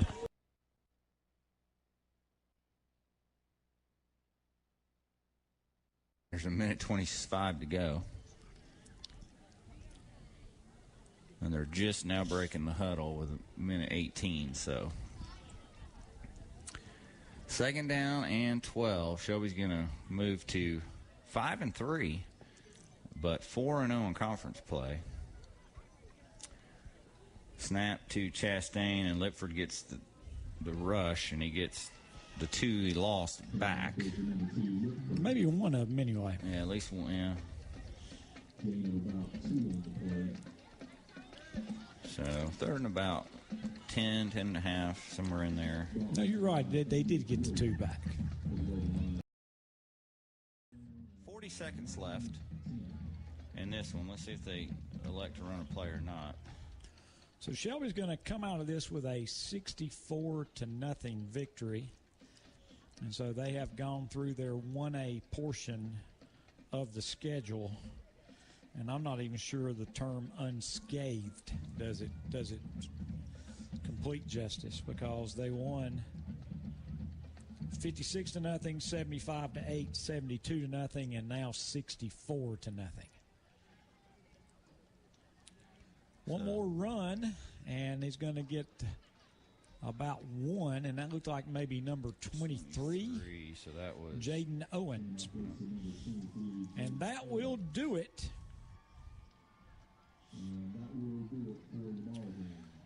So, final score, Shelby 64, Bessemer City nothing. We'll take a 3-minute break. We'll come back with our post-game show sponsored by Stamey Funeral Home of Falston. We'll have our James River Equipment recap and stats of the game, and we'll give away some hardware. And we'll do all that after this 3-minute break. East was trying to catch RS Central jumping off sides. They're not able to do that. They'll reset here and call the third down play. third down it is. Flynn wanted to go to the air. It's a long pass. He's got a man open, caught at the 42-yard line, and he's going to go down about the 43. I believe that was Blake McClellan who will give them a first down. Yeah, good play there. Flynn found McClellan later in the zone. They're just able to sit down and catch that pass there. It's a good play by East Phillips to convert that third down.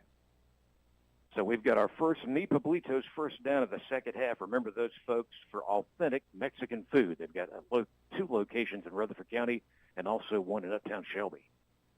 Pinkerton running off the right side, getting behind his line, and a decent run here to the 48. Yeah, it looks like about a 5-yard gain on that right-hand side of the line there, running hard. Our Central was able to bring him down, but it'd be second and down 5 coming up for the Cavaliers. Yep, you're exactly right. 5-yard gain from a guy who's been working hard. They've gone to him quite often tonight. That's no surprise, Pinkerton. They want to go to the air again, and Jackson's falling to the ground. And let's see what the official says. Did he catch it? I believe he did. It is a reception just shy of the East Rutherford 35. Actually, they'll mark it close to the 37. But the big thing is they're going to move the chains again. Amipa Pablito's first down. Yeah, that's going to be our essential problem there. Is they are not covering these wide receivers for East Rutherford close to the line of scrimmage. So East Rutherford is doing a lot of good things, getting off the line of scrimmage and making some easy catches, and Flynn's hit his target. Flynn this time with a pitch play. There goes Pinkerton, far side of the field, and Pinkerton is getting yards. He spun away from the first tackler. They'll get him the second time, but not before he gets to the 30. Yeah, and East Rutherford now is doing a good job with their tempo there, looking over to the line, to the coaching staff there, see what they want to call. Flynn is almost back under center, ready to call another play as we speak. Yep, they're close to the 30-yard line, and they waste no time. This is a fast-moving offense that never goes into a huddle. Double receivers to the near side, one to the far side, the one back in the backfield behind the QB. And it is that one back, Pinkerton, who will go right through the hash marks. And he is going to be down at the 26-yard line. That'll be another Mexican Mexican first down for the Cavalier offense. They're just doing what they want to do to the Hilltopper defense. Hilltopper's not able to stop them on that big third down pass play. Now East on the move. Yeah, they started at their own 24. 7 plays later, they now sit at the 26 of RS. Out in the flat pass is caught, and down immediately at the 20-yard line, limping a bit, is Matthew Pinkerton, I believe. They're coming up a little gimpy there. Let's see. He had to go down to get that ball. Maybe hurt his knee or maybe hurt his ankle, but he will stay in the game for East Rutherford. 9:14 clock running. Pinkerton again on the carry, and again trying to go straight ahead, up the middle. Very little room here. Try to catch RS Central sleeping again there. Snap the ball to the tailback there. RS Central not having any part of it, was ready defensively. Now will be set up a third down and short for the Cavaliers. If you're just tuning in, this may surprise you, but RS Central's up 19-14. But East Rutherford is on the move, and they are currently inside, just inside the 20-yard line of their opponent, the Hilltoppers. That would be a BAM LLC penalty flag. If it is against the Hilltoppers, that is a massive mistake. We'll give East Rutherford a first down for the offside call. That will be the call on the field there. Hilltoppers killed themselves in the first half with plays just like that, was not able to make that third down stop. East Rutherford caught them. Another Maple Leaf Mexican first down for the Cavaliers. Yep, unofficially now 17 for them on the night. Landon Flynn, QB, just a sophomore, by the way, for this East Rutherford team with Coach Russ leading the way on turning this program around. Pinkerton off the left side, taking tacklers with him, and he will make his way into the end zone for the touchdown. And that's what we talked about coming out of the break. Could the Cavaliers come out here and respond in the second half? Looks like they have taken control of the ball game early now in the third quarter. Good-looking job, and they made it look easy. What a way to respond, to come out as you get the second-half kickoff and go right down the field. They went 76 yards, and it ended up being an 18-yard touchdown run by Pinkerton. Yeah, not only that, they'll go for the two-point conversion here as well. Pinkerton standing behind his QB. We've got a receiver in motion. The handoff to Pinkerton. He's trying to get there, and he will. He will get into the end zone for the two-point conversion.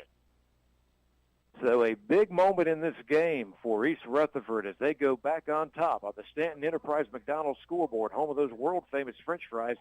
The score is now East Rutherford 22, RS Central 19. This is Downtown Radio. Voted #1 in the best of Rutherford County. Is Ward. He's going to take it. He's going to hand it to Moss. Moss getting forward for some tough yards. A gain of about 4. Yeah, Moss just rode a couple of Griffins down. He piled one into the ground. That's number 10, Eli Lineberger. He took his time getting up. Danny, that's number 44 rather than 34. Who is that? 44. For Cheryl. I don't have a 40. Did he change numbers or something? It looks like the size of and the running style of Moss. So I don't know why he's got 44. I believe that's Moss. Wearing 44 instead of 34. Yeah, okay. Because the same size kid. There's only one kid out there that size. He must have terrible. He must have washed that other jersey. So it's 3rd down and 6. Big Back play. to pass.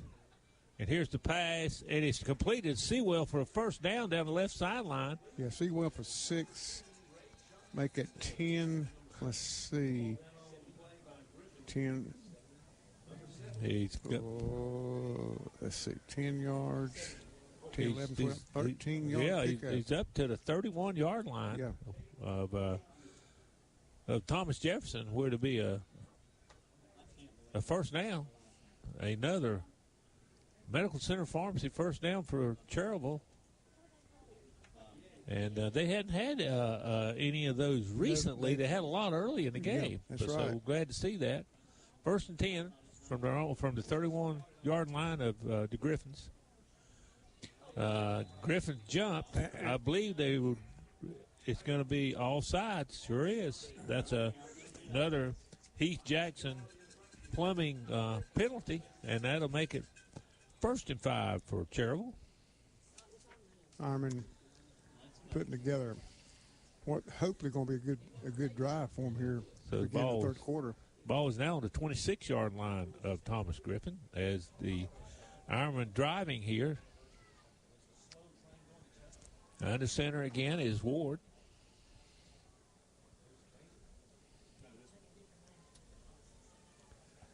He takes it, hands it in the middle. Bowers with the carry gets a couple of tough yards.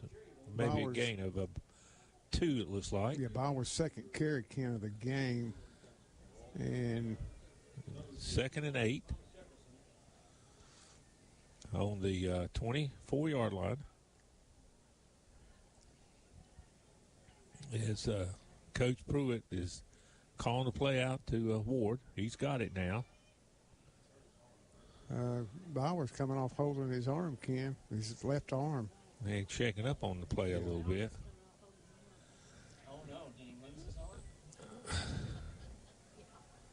So back in the shotgun now is Ward. Receiver to the far side to the near side. And he's going to be a keeper, run it up the middle, and tough going there. He got a couple of yards. He'll pick up 2, and not quite enough for the first down. No, it looked like it'd be 3rd and maybe 1. It looks like a 1.5. 3rd and 1, we'll call it. I mean, of course, in 4-down territory. Yeah, the ball spotted on the, looks like the 23-yard line. So under center is Ward. See if he gives it to Moss here. He takes it. He hands it up the middle, and there's a running player, isn't it? Ball carrier. Ball came out, but he recovered. That's number 2. That's 21. 21. That's Bowers back. Bowers back in there. And a nice run. Right middle, marked right at the 10-yard line. What was that, Ken? About 11-yard pickup? Yeah, it was. Yeah, Bowers came out, but he must have had a little stinger. He probably did. So it's a. I had the binoculars on, and he kind of faked me out. Yeah, 1st and goal at the 10, right at the 10-yard line. It's another Medical Center Pharmacy first down. As under center goes Ward. Takes it, gives it to Moss, who's going around the left, trying to find a running room. Runs over 1, runs over 2, still fighting, and is in the end zone. But they've not. I hadn't seen the signal. They've not signaled it yet. If they did, I missed it, Ken. Well, he's down close to the end zone. I think he picked up 9. No, maybe 8. They're going to mark it right inside the goal line. Look like maybe on the 1-yard line. I think so, Ken. That's heck of a run by Moss. Oh, you see he stiff-armed that first guy. Yeah, he did. He stiff-armed the first guy who hit him right around the line of scrimmage. Then he just barreled over the rest of them. Barreled over everybody else. I don't know whether that's the right word, but... Second and goal now for an Ironman. Left side of that line, giving some good blocks for Moss. And here's Ward, under center, takes it, hands it to Moss, and he's stacked up. I don't believe he's going to get anything there. No, he's not. Bowers stacked up. As the defensive line clogged things up there, and there's nowhere to go. Yeah, he might lose it a yard. It's going to be. They did. He lost a couple yards, I believe. Let's see where they're going to mark it. Forward progress, he may have lost a yard. Okay. Well, they got it marked. Looked like he did lose a couple, Danny, but it's going to be third and goal now, folks. Looks like it's going to be on about the 3-yard line. Ward under center. Looks like. Come on, get the playoff, guys. They're going to have to take the time out if they're not careful. Here's a snap. Ward fading to the right. Throws a pass, and it's caught in the end zone for a touchdown to Sewell. That comes with 4:04 left. I think that was third quarter. 3-yard touchdown pass, yeah, Danny. 3 yard, okay. And that makes it 14-13. The PAT pending that could tie this ball game up. And they are lining it up for the PAT.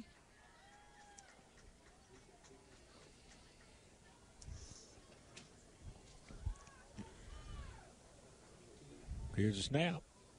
Kick is up. And it is good. It's Aiden Farmer. And so that makes the score 14-14. We're tied up here on the No Malarkey, Mr. Sparky scoreboard, and we'll be back after these messages. They'll see penalty flag down on the field, too. Let's see what the call is going to be.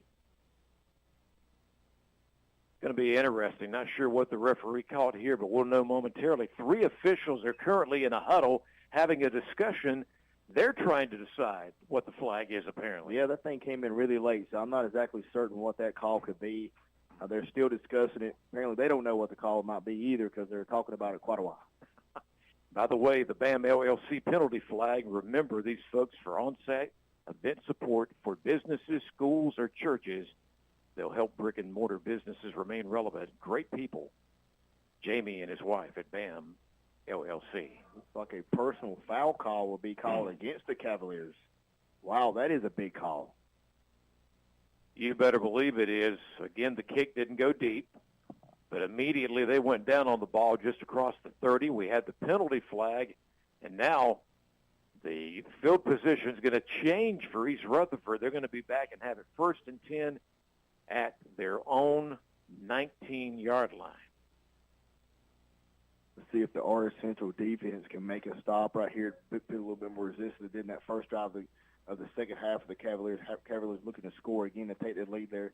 Let's see what's going to happen. This is a very good ball game right now going on. The one back in the backfield, double receivers, far side, one to the near side. He's going to that far side and knocked down. Great defense. The intended receiver, C.J. Jackson, at the 34. Ooh, got to be careful right there. Number 11, Marcus McKinney, who just scored a touchdown on that run right there, almost the interception, and he was gone to the house. Not great. That's what I'd say, 29-yard line. Not horrible, not great. If you got him inside the 30, I say that's pretty good. Better than at the 50. Yeah. Make him get those 2 or 3 extra first downs. Yes.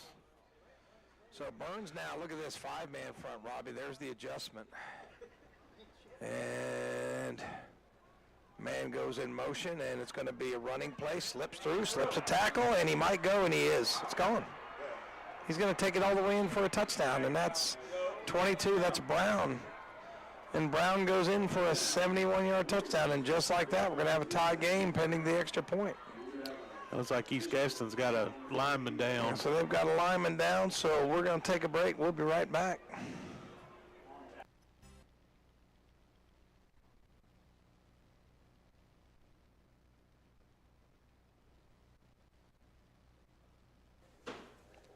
And he is close to a first down. They're going to mark him just short, so we'll give him 9 on the carry. And they just said it's first down, so it's a Turner Hauser Insurance first down. A late call there. Handoff again up the middle. Looked to be Landon Fitzpatrick, number 24.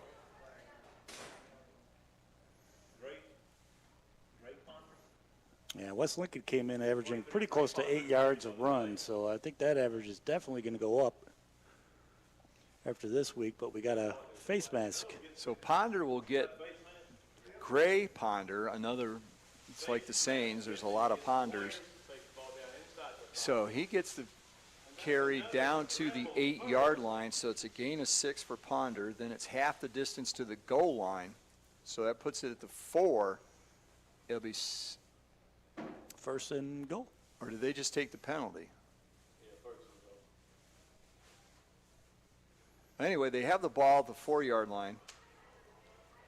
9 minutes to go. Handoff over the right side and into the end zone. Touchdown, number 23, Gray Ponder. So Ponder scores on the 4-yard touchdown run, and the Rebels are putting this one away quickly in the second half. Already their second touchdown, and we've barely played 3 minutes of the quarter. And are we at the dreaded? Not yet. Not yet. It's 42 points, right? Yep, only ahead by 39 at the moment. Of course, there's been a couple missed extra points. And the cannon signals another touchdown. Another Whitetail Properties of Falston touchdown. And now time for the conversion, brought to you by James River Equipment of Shelby. Brooke Urey back on to kick.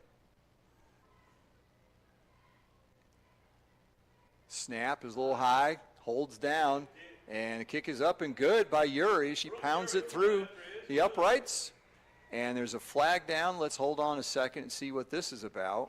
Back by where the kicker I don't and know the if that's holder roughing were. the kicker or not. I think he went to help her up. I don't think he was. Yeah, he wasn't.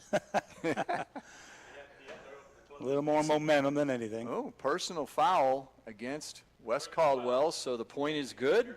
That makes it 47-7, so we're only 40 points up, so it will not be a running clock just yet.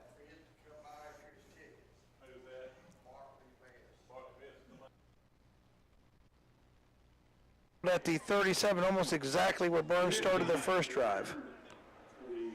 So Burns will take it with 8:27 left to go. And we're getting some scores from around the area. So let me check my phone, which has been beeping too much. But let's see if I can pull it up, and then I'll try to get it after this play, as we've got a bunch of scores here. North Lincoln defeats Fred T. Ford 50-0. Hickory defeats West Ireland 51-27. That Hickory team's pretty good. Yes, they undefeated in 3A. Yep. Bunker Hill 21, Maiden 9 at halftime. Thank you, Terry Reinhardt. Here it's 28 apiece. It's been a barn burner. And Mooney is going to hand it. Norris picks his way. He's over the 40. He's over the 44, almost to the 45. So give him close to 8 yards. It'll be second down and 2. And I'm just glad to see Jeremiah starting to get it going a little bit. Yeah, absolutely. So Jeremiah runs it for 7 yards. And it will be second down and 3. Just joining us, as I said, it's 28-28. Bunker Hill 35, Maiden 9. Thank you, Terry. So second down and 3. You got out of bounds on that one, didn't you, Robbie? Yep. So the clock stops at 8:20. And Mooney claps the hands, and it looks like Jeremiah will scream, but he's not going there, going deep, and he's got him in a bucket. It's going to be a touchdown for Burns as into the end zone goes Surratt. I believe that, is that Surratt? For a 56-yard touchdown. Big play after big play, Robbie. Once again, we're talking about a track meet breaking loose here at Burns tonight. He's 19, right? Unbelievable. So that is a 56-yard touchdown pass. So it's like a PlayStation game. So here comes Drew Dixon. So you're saying Mooney went up, up, down, down on that one? I'm telling you. I mean, it was just, You know, I mean, defense optional. So which defense is going to make a play? That's it. Who makes the first big play of this game? Who's going to make a play? I mean, the defenses just aren't doing their job. Oh, we got a flag. A penalty. Hopefully that's not on Burns, because if it is, I'm East Gaston. I'm taking it here. I'm not sure what that camper's in penalty is. Who's it on? Oh, and the way East Gaston is reacting. Yeah, East Gaston's kind of acting like it could be on them. So let's see. And that is dead ball, unsportsmanlike conduct against the Warriors.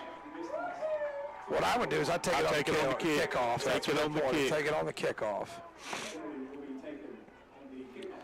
So it's Drew Dixon, going to line it up again. Now sometimes you might move it up a yard and see if you can power it in and get the extra point. But Dixon, Nealon Cole extra point. It's no good. So it stays 34-28 on your Wrights Jewelry scoreboard. After that exciting Nealon Cole touchdown by Surratt, we'll be right back. It's time.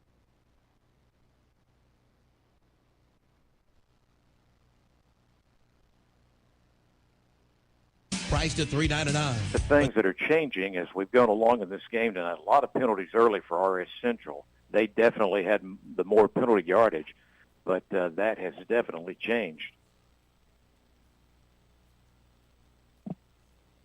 And there's a little discussion on the field. I think they're trying to get the down and distance correct here. Yeah, we've had a little bit of trouble with something with the scoreboard being run tonight. Play clock has been on and off from time to time, and it's got 40 on it right now. Yeah, good news for RS Central, too. Number 11, Marcus McKinney, was able to come back in the ball game as well. So, yeah, just a cramping issue for him. I think he's got that fixed, and he should be able to go hopefully the rest of the way. Well, that is big news. Thank you for being tuned in. Each week we bring you the Rutherford County High School Football Clash of the Week, our game of the week. We've only got 2 weeks of the regular season left. These are going to be important ones. And this one could be devastating if East Rutherford was to lose here tonight, trying to hang on to any possible chance to make the postseason with only 2 weeks remaining after tonight. Got a big update on that Chase Polk County game. Chase in command right now, 42-20. Man, and Polk is playing at home as well. Unbeaten, 3-0 in conference play. And it sounds like, unless they really turn things around, that they're going to get their first conference loss, and that's going to be a big response for a Chase team that has had to go without some star players, including losing Turner McSwain, who was their starting quarterback as of just a couple of weeks ago. East Rutherford ready to resume. They've got to get all the way inside the 45 to get the first down. And wait a minute, on the snap of the ball, we've got a legal procedure this time. So another BAM LLC penalty flag. Remember, they help brick-and-mortar businesses remain relevant. That's a big call as well. Now we're looking at second, and it looks like about 20 yards here. So let's see what East decides to do. This is the big moments in the game for them. You talked about Chase and Polk County, but Polk County hadn't played the teams that Chase has. That's the difference you see in the game. Yeah. And that's why you see Chase on top 42-20. Chase is a good football team. Yep, I think they've still got a lot to play for, and if they can keep it together and keep the rest of the team healthy the rest of the season. Here's a short pass, and that pass was overthrown, intended for Brandon Pinkerton. If he would have caught it, JB, at the 32, I think it looks like he would have been tackled immediately. Yeah, number 52, Jacob Hudgens, was staring him down the pipes. He catches that ball. He's going to be tackled immediately there. Good job by number 52 from his middle linebacker position. Playing tonight because one of the players for Central was injured. Starting middle linebacker for him. Did a good job at diagnosing that play. Now a critical third down coming up for the Cavaliers. They need to go 21 yards on this play to get the first down. The first down is at the 44-yard line of RS. Landon Flynn from the shotgun, looking. The pressure's coming. It's a screen play. Pinkerton's got it. Pinkerton to the 40, 45, across 50. He's inside the 40-yard line and will pick up a huge first down into RS Central territory. Kind of had to know that screen play was coming right there. You can kind of see it by the way RS Central was able to get pressure from their defensive line. The defensive backs was not able to get off the blocks by the wide receivers there. And you saw Pinkerton. Wow, what a first down pickup for Cavaliers. Really kept him on the move after that. If they're going to run a screenplay, you know most likely it's going to be either C.J. Jackson or somebody like Pinkerton out of the backfield. Speaking of Pinkerton, I believe he's got the handoff here, taking tacklers with him. Hard to get him down. He's all the way to the 26 on the carry. Yeah, I think you see after that screenplay, the RS Central defense just deflated. They're not able to make the tackle there. Pinkerton still driving his legs hard. Cavaliers are really on the move now after that big pickup on that third down conversion. 3:20 to go in the third, 31-22. Central. Now you see a BAM LRC penalty flag down at the end of that play, face mask against the Toppers, setting Cavaliers up deep into Central territory now. Just a killer on defense now for RS. You know, we were complimenting how RS Central was, the flow of this game was going better. We should have never said anything because since then they've started making mistakes again, including a big penalty right there, JB. Yeah, you cannot make mistakes. You want to knock off a team like the Cavaliers that has a potent offense like they just played all throughout the season. Well, this is really helping East. The most they can get would still not be able to tie this game. They're down by 9. So if they can get a touchdown and a 2-point conversion, RS would still have the lead. Let's see what they can do here. Back to the run, back to Pinkerton. He's down at the 11-yard line. You know, you don't look ahead, but, you know, East also has Ian Queen, and Ian Queen is a great kicker for them. So if it comes down to them, let's say what's the score, they had to get that field goal attempt, feel pretty confident he'll make it. Red formation there for the Cavaliers. Flynn wants to go to the air. Short pass is caught immediately and then tackled. Not sure who the receiver was, but they're going to be very close to the 5-yard line. And this is where East has excelled, drawing R Central offsides on defense here. Short third down conversion. R Central has to stay down, look at the ball, do not look at the count by the Cavaliers. And that was the other Pinkerton, Matthew, on the catch for East Rutherford. Flynn this time, handoff to Pinkerton and driven hard. Very little gain, maybe no gain. What a tackle by the D. That was a great play by R Central defensively. And now, fourth down. Can R Central do it one more time? They did it earlier in the ball game. Looks like the Cavaliers, are they going to kick it or are they going to try to go for it? And, hey, that was our positive character player, C.J. Garner, on that tremendous what a tackle. great tackle there by that young man. They need more of that. This defense has got to be hungry. See if you can keep them out of the end zone here on this next play. It's like a wildcat kind of formation coming in. Flynn's back there. They're trying to come off of the left side and chop down a tackle below the knees at about the 2 or 3. It looks like he will get the first down, unfortunately, for the Hilltoppers there. So right there, knocking on the door, they're almost being able to put it in the end zone there, Flynn, on the first down conversion. I tell you what, even though they're not leading, boy, have they got the first downs in this game tonight. Unofficial, and now the 20th Mi Pablito first down of the game for East Rutherford. But remember, they're the team down by 9 at the moment, but that could change here in a moment. It's first and go at the 2-yard line. They're bringing in everybody bunched up together. And there's the jump over the offensive line, diving in for the touchdown. The Wildcat coming through there, and the Cavaliers are on the board. Now, for East Rutherford, what do you do right here? Do you go 2-point conversion, or you bring Ian Queen in and try to get that lead down just a little bit more? 31-28 right now. Looks like they're going to try the extra point attempt, and Ian's been pretty good throughout the year. Let's see what they're going to do. This is important here. Remember, they're down by 2. They're down by 3 at the moment as they go for this play here. His kick is up. The kick is off to the right. It is no good. So They only come up with 6 points, which means with just over 1 minute to go in the third on the Stanton Enterprise McDonald scoreboard, RS Central 31, East Rutherford 28. We'll be right back with our coverage on Downtown Radio. Thinking about buying or selling land? Big play by the Burns defense. Soft-spoken Amari Rankin. Well, I'll tell you what, he does a good job there at defensive end, and Burns needed that. Now they need to put another one together here. 2nd down and 14. And Sherrill's quickly out in the flat, covered nicely by Burns, and the ball comes out and fumbled forward. I guess they get the spot of the ball, don't they? They do. So that's going to be a complete pass, and the fumble's going to gain them 5 yards. So I don't agree with that. I think it should go back to where the fumble is. Where the fumble occurred. But that's not what they do unless it's like into the end zone or something like that. Can't remember what the exact rule is, but they do get the additional yardage. That's unfortunate because that would have been a 2-yard loss. So instead, it's 3rd down and a more manageable 8 as Sherrill's in the gun, Brown beside him. And looked like they moved a little early. They're after Sherrill. He lets it go. Wide open, touchdown.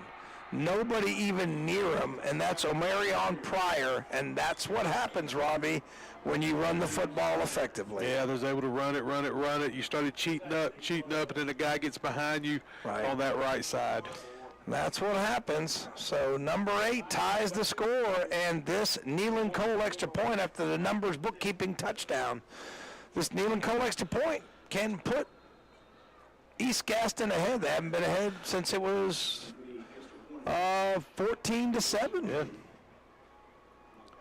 So Abernathy in for the extra point. Snap good, hold good, kick up, kick good. East Gaston regains the lead. We'll be right back.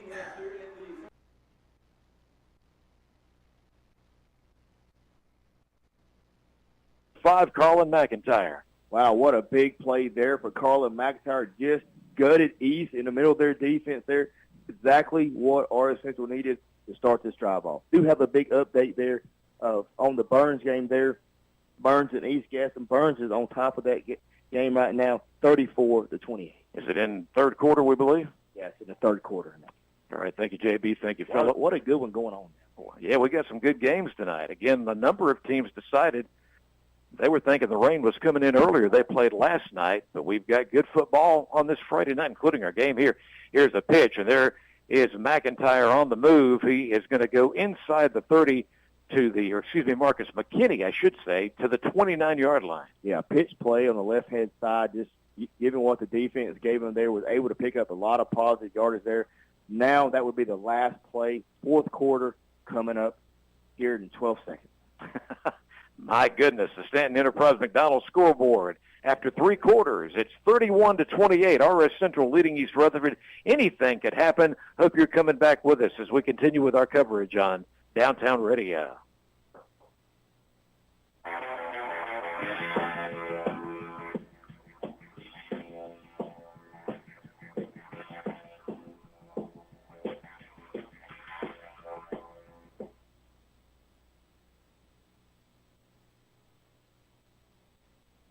Mahindra, the #1 selling tractor in the world, is sold right here in Rutherford County at East Rutherford Equipment Company. And right now, for a limited time, you can get 0% APR financing on any model. That's right, 0% APR financing is now available on all Mahindra models. No matter what size tractor you need, get it now at 0% financing at East Rutherford Equipment Company. 153 Amber Drive in Ellenboro. Hurry, offer. That's Jeremiah Norris. He's getting it going a little bit now. They've seen him run well here in the second half. Mookie's what they call him, his nickname. And so he gets 8 yards on first down, second down and 2. There's no way Jeremiah Norris should have negative that's right. yardage at any point in the game, unless he fell down in the backfield on his first carry. So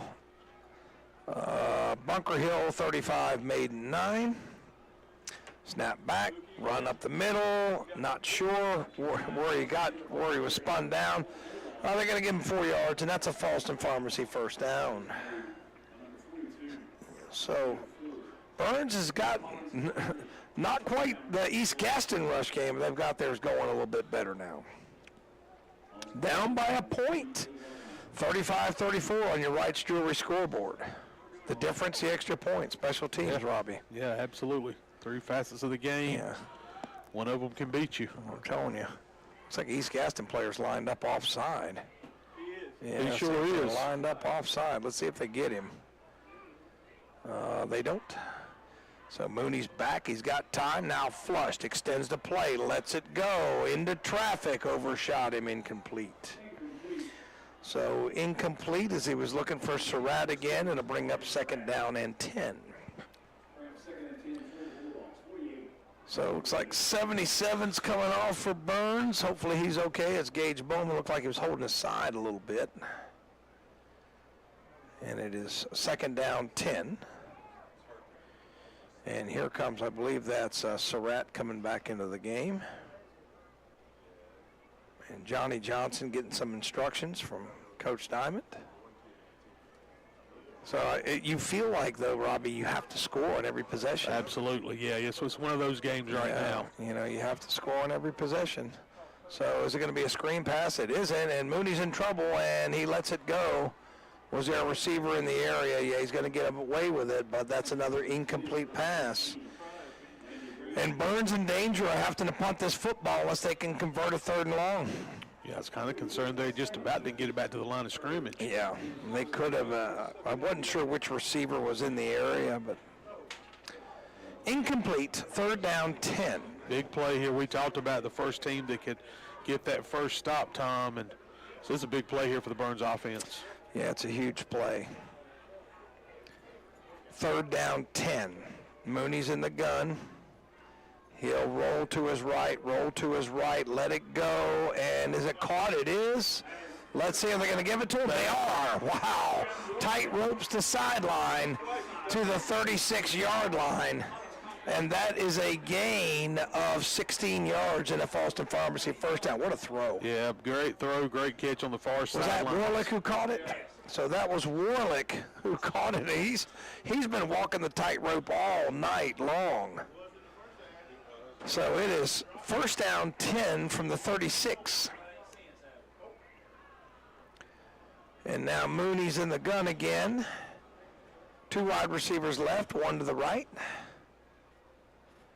And he barks out the signal. He'll have it. Norris going to try the left side through a little crease. Still on his feet. Spins. Makes another man miss. Still on his feet.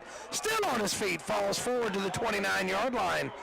So, excuse me, to the 24-yard line. Give him 12 yards in a Falston Pharmacy first down. And you see Norris come out revved up after that great run there. I tell you what, he's finally saying, man, ain't nobody going to say I got negative yards.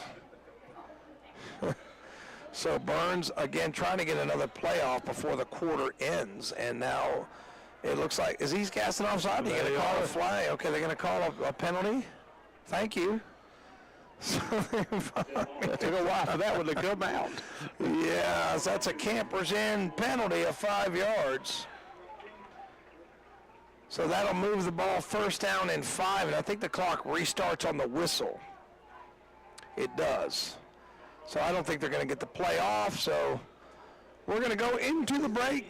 It is crunch time, 35-34. We'll be right back. Ironman as he takes it into Ironman territory. 28 carries for the freshman Caden Boyce, 132 yards on the ground.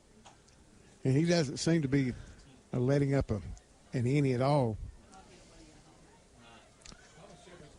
Clock ticking down, 5 minutes left in this contest, Danny. You're right. It'll give the Boyce around the right side now. He cuts back, got some running room, got another first down, takes it down to the 35-yard line of the Ironman. That should actually mark it on the 36, but it is still a first down. Gain of 10 on the play.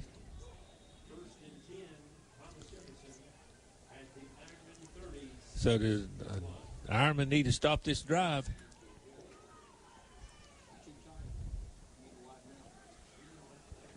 Are they going to put it up or are they going to hand it to him again? He gets it again, boys. Yeah, trying to cut back, gets to outside. Here's a penalty flag, and he gets down to the 25, but let's see what the call is. It could be holding.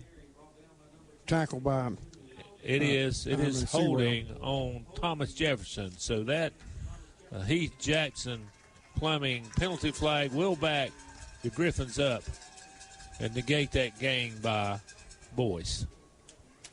Folks, I said 5 minutes left, and I deceived me. It was 6 minutes left, but right now it's 5:32 left in this contest. And that's a big penalty right there. It is, and Thomas Jefferson left with one timeout. The Ironmen have 2 timeouts, but they do not have the football. No, they do not. And they have not been a turnover. So Man down, man down. Man up, man up. Man down, man up. had a temporary I believe it's Sewell. Yes, in action here. I think Sewell was down and looked like he'd got a cramp. And let's take a short timeout, and we'll be right back. Today's broadcast has been brought to you by Piedmont Lithium Limited, featuring power with tomorrow in mind. Piedmont Lithium Limited is helping power the local economy by helping power the next generation of electric vehicles. Yes, the future of Cherryville and Gaston County is positively electric. First downs on the night. East Rutherford. Pinkerton again, and he is keeping his energy going somehow, some way.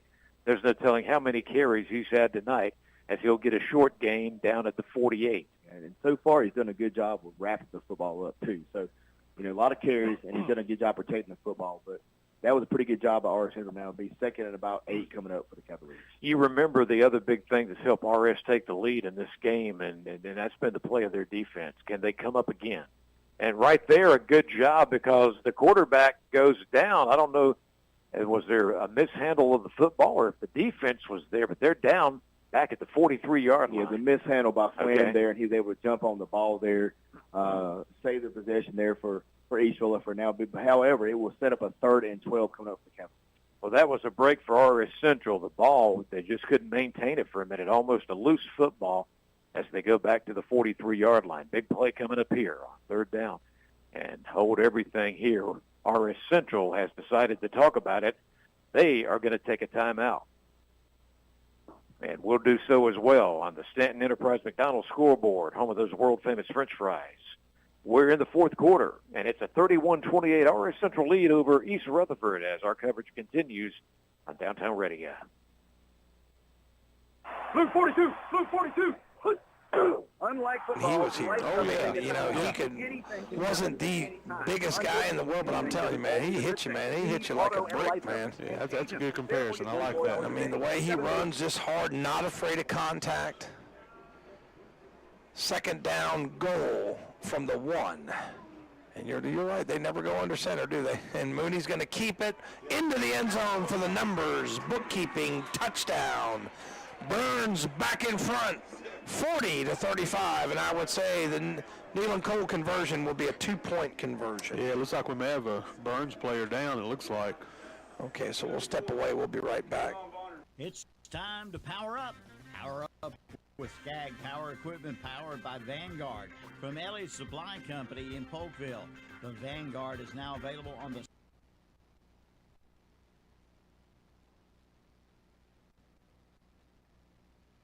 Caden Boyce, number 9. And here's Boyce with the carry up the middle, and he is stopped right in his tracks, right about the line of scrimmage. 54 and 62. Make that Justin Hauser. So a little bit of controversy out there. A little bit of tempers flaring a little bit between a couple kids out there. No flags fly. It is now 3rd down and looks like 5 yards, man. Yeah, he lost a yard. Lost a yard on that. Sure did. So big third down play here. The ball spotted at the 30-yard line. Well, if they can't make it, I'm sure they're going to go on fourth down. Oh, they're definitely in fourth down territory. But the turnover is what I want to see. Here's a give to Boyce again. He got some running room, but I got a ball. There it is. Turnover, and There it is. Cherville has it recovered. There it is. Turnover. Ball was stripped from Boyce, and coming up with it was number 9. Landry Pruitt. Landry Pruitt. Landry Pruitt. Landry Pruitt coming up with a big turnover. Wow. Recovered that. 1996. Have a party, have a blast with Contracted Pyrotechnics. It's truck season at Marburger Chevrolet in Shelby. Come see the dude 8 seconds left. He's got to calculate your way down the field, put the ball in the end zone. Sounds pretty simple, don't it? Yeah. I don't know who stripped that ball away from Boyce, but someone did. And it looks like the Cherville Armour will have it on their own 25-yard line. Well, we've been talking about this all night long. And I just kept hoping and praying that Armour could make a play. And that's the biggest play of the game. Can they run it on down? So maybe the wind knocked out of him. Good to see him up walking around and okay. All right, so Burns up 5. This is a huge Nealon Cole 2-point conversion. So Mooney's in the gun. This would make it a touchdown and extra point. Mooney's going to try, and he's in. Mooney's run is good. So Nealon Cole conversion good. We'll be right back. Drivers, start!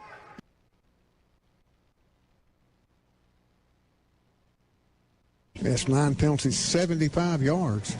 Here's a Ward trying to with the keeper, and he has nowhere to go, Danny. No, he might have got back to the line of scrimmage. They're going to give him a loss of 2, Ken. Okay. Well.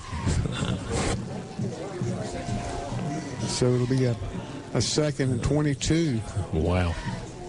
With the clock at 2:59 here in the fourth quarter. We're going to the rough. We need a big play here, Danny. We do. We need to.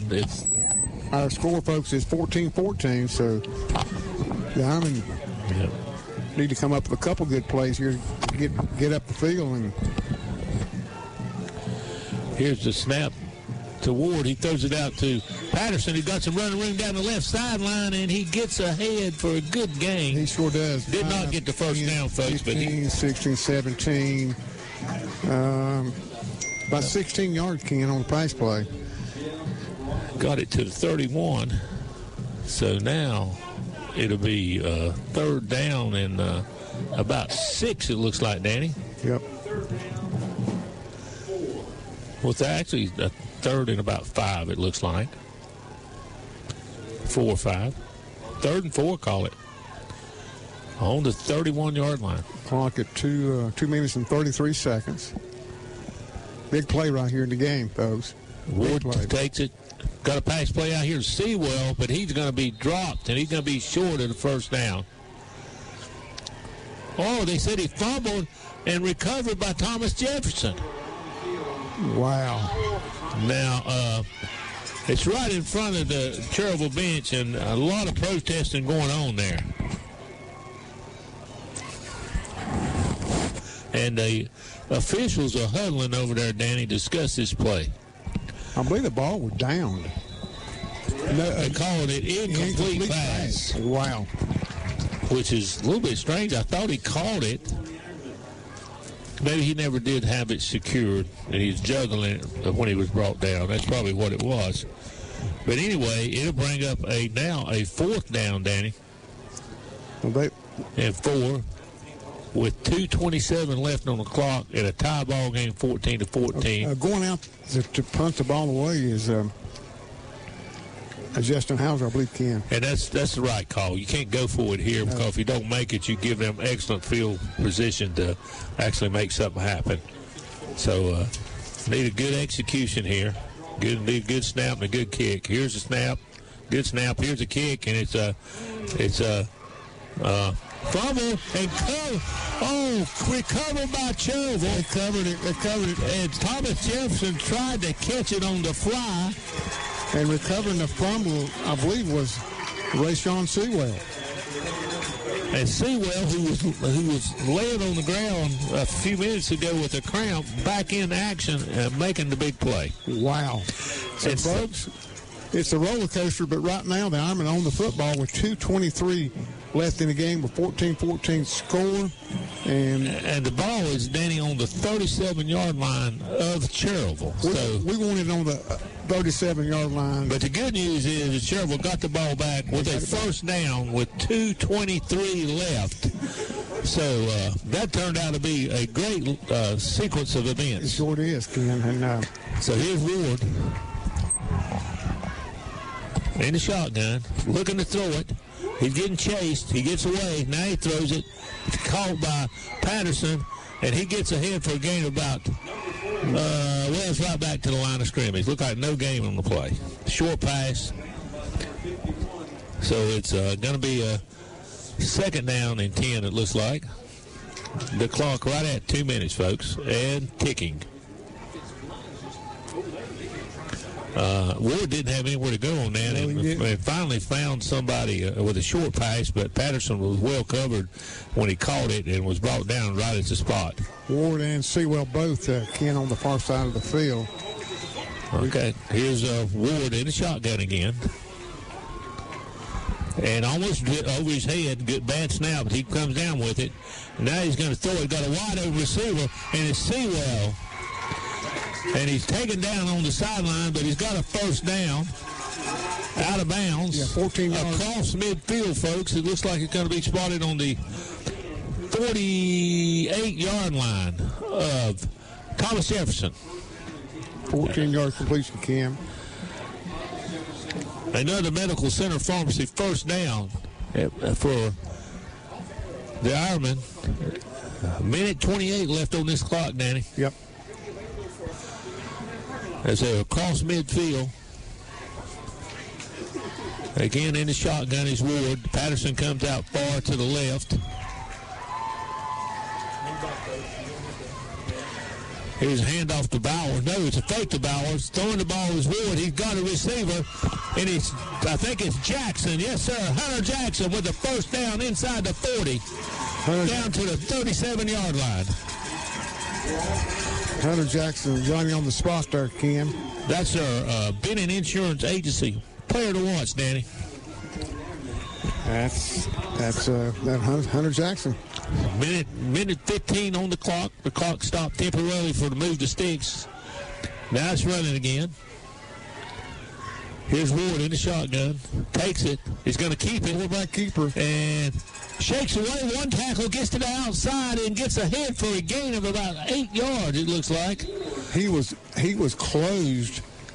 And timeout immediately by the Cherville Ironmen as they're trying to save time on this clock to give them a chance to score. We'll be back after this message. Pink's Auto Sales in Cherryville. All bike prices have been reduced. A 2014 Harley-Davidson 1200. 5, moves to 7:30 on the clock. Norris again, makes a man miss. There he goes. 30, he's breaking free. 10, 5, touchdown, Jeremiah Norris. And that may be the capper. Still a lot of time left. Tom, what 44-yard touchdown. What about that step back in that run? Oh, man, it was awesome. What a run by Jeremiah Norris. And that makes it 48-35 on your Wright's Jewelry scoreboard. If you've ever seen a basketball player take a step-back jumper, that's what it looked like he was fixing to do. I tell you what. But in this time of the game, people get tired. And I tell you what, I'm tired of tackling Jeremiah Norris, and I'm in the booth. So, I mean, it's just like you just get tired. Here he comes again. Here he comes again. And it's going to be Drew Dixon for the Nealon Cole extra point after that numbers bookkeeping touchdown. And extra point up, extra point good, 49-35. We'll be right back. Buying a home can seem like a daunting task, but it's really not with Homestar Financial. With a short phone call, we can All right, folks. Good evening. Sorry, time got away from me. Usually we end the show at 9:45, but what we're going to do today is end it here at 10 o'clock. I ain't got my hat on. I am somebody's papa. I got news for you, Will. I just thought after I said that, I was like, yeah, you are somebody's papa. Several people's papa. Hey. That's funny. There's a song they used to play on the country stations. How did I get this damn old? So folks online, black scores are your finals. We're going to end the Red Zone channel here just a minute. Give us like 10-minute break. Usually we go on at 10, folks, but give us a few minutes to get settled in and take a quick break. We'll be back about 10:15 at the latest for the post-game show. Burns is still going on right now. Burns and East Gaston. Tune over to watch that live on YouTube. Cherville's still in a battle right now with Jefferson and a great game on Waggy. So we got 3 games you can listen to right now that are battling it out here on KTC Broadcasting, ktcbroadcasting.com. Thanks everybody watching and listening to the Red Zone Radio Show today. We'll be right back in a few minutes here on KTC Broadcasting. Since 1986, Witherspoon Insurance Agency in Shelby has been serving families across Shelby and Cleveland County. And today, Wayne Witherspoon continues the tradition of bringing you the best insurance at the best possible price. With names like The Hartford, Safeco, Progressive, National General, and Travel. Drop by the office today at 125 North Lafayette Street in Shelby and talk with one of their friendly hometown agents. Witherspoon Insurance Agency, your independent insurance agency since 1986. With us today, we've got Stephen Churka from the CSI Mechanical in Shelby. Thank you, Calvin. Give us a call today to take advantage of our fall train promotion. Now going from $815 qualifying 1,200 rebate. Call us today to schedule your free estimate. 704-600-6267. Also, you can come by our locations for your Crest 50/50 raffle tickets. That's 410 South Post Road in Shelby, North Carolina. It's hard to stop a train,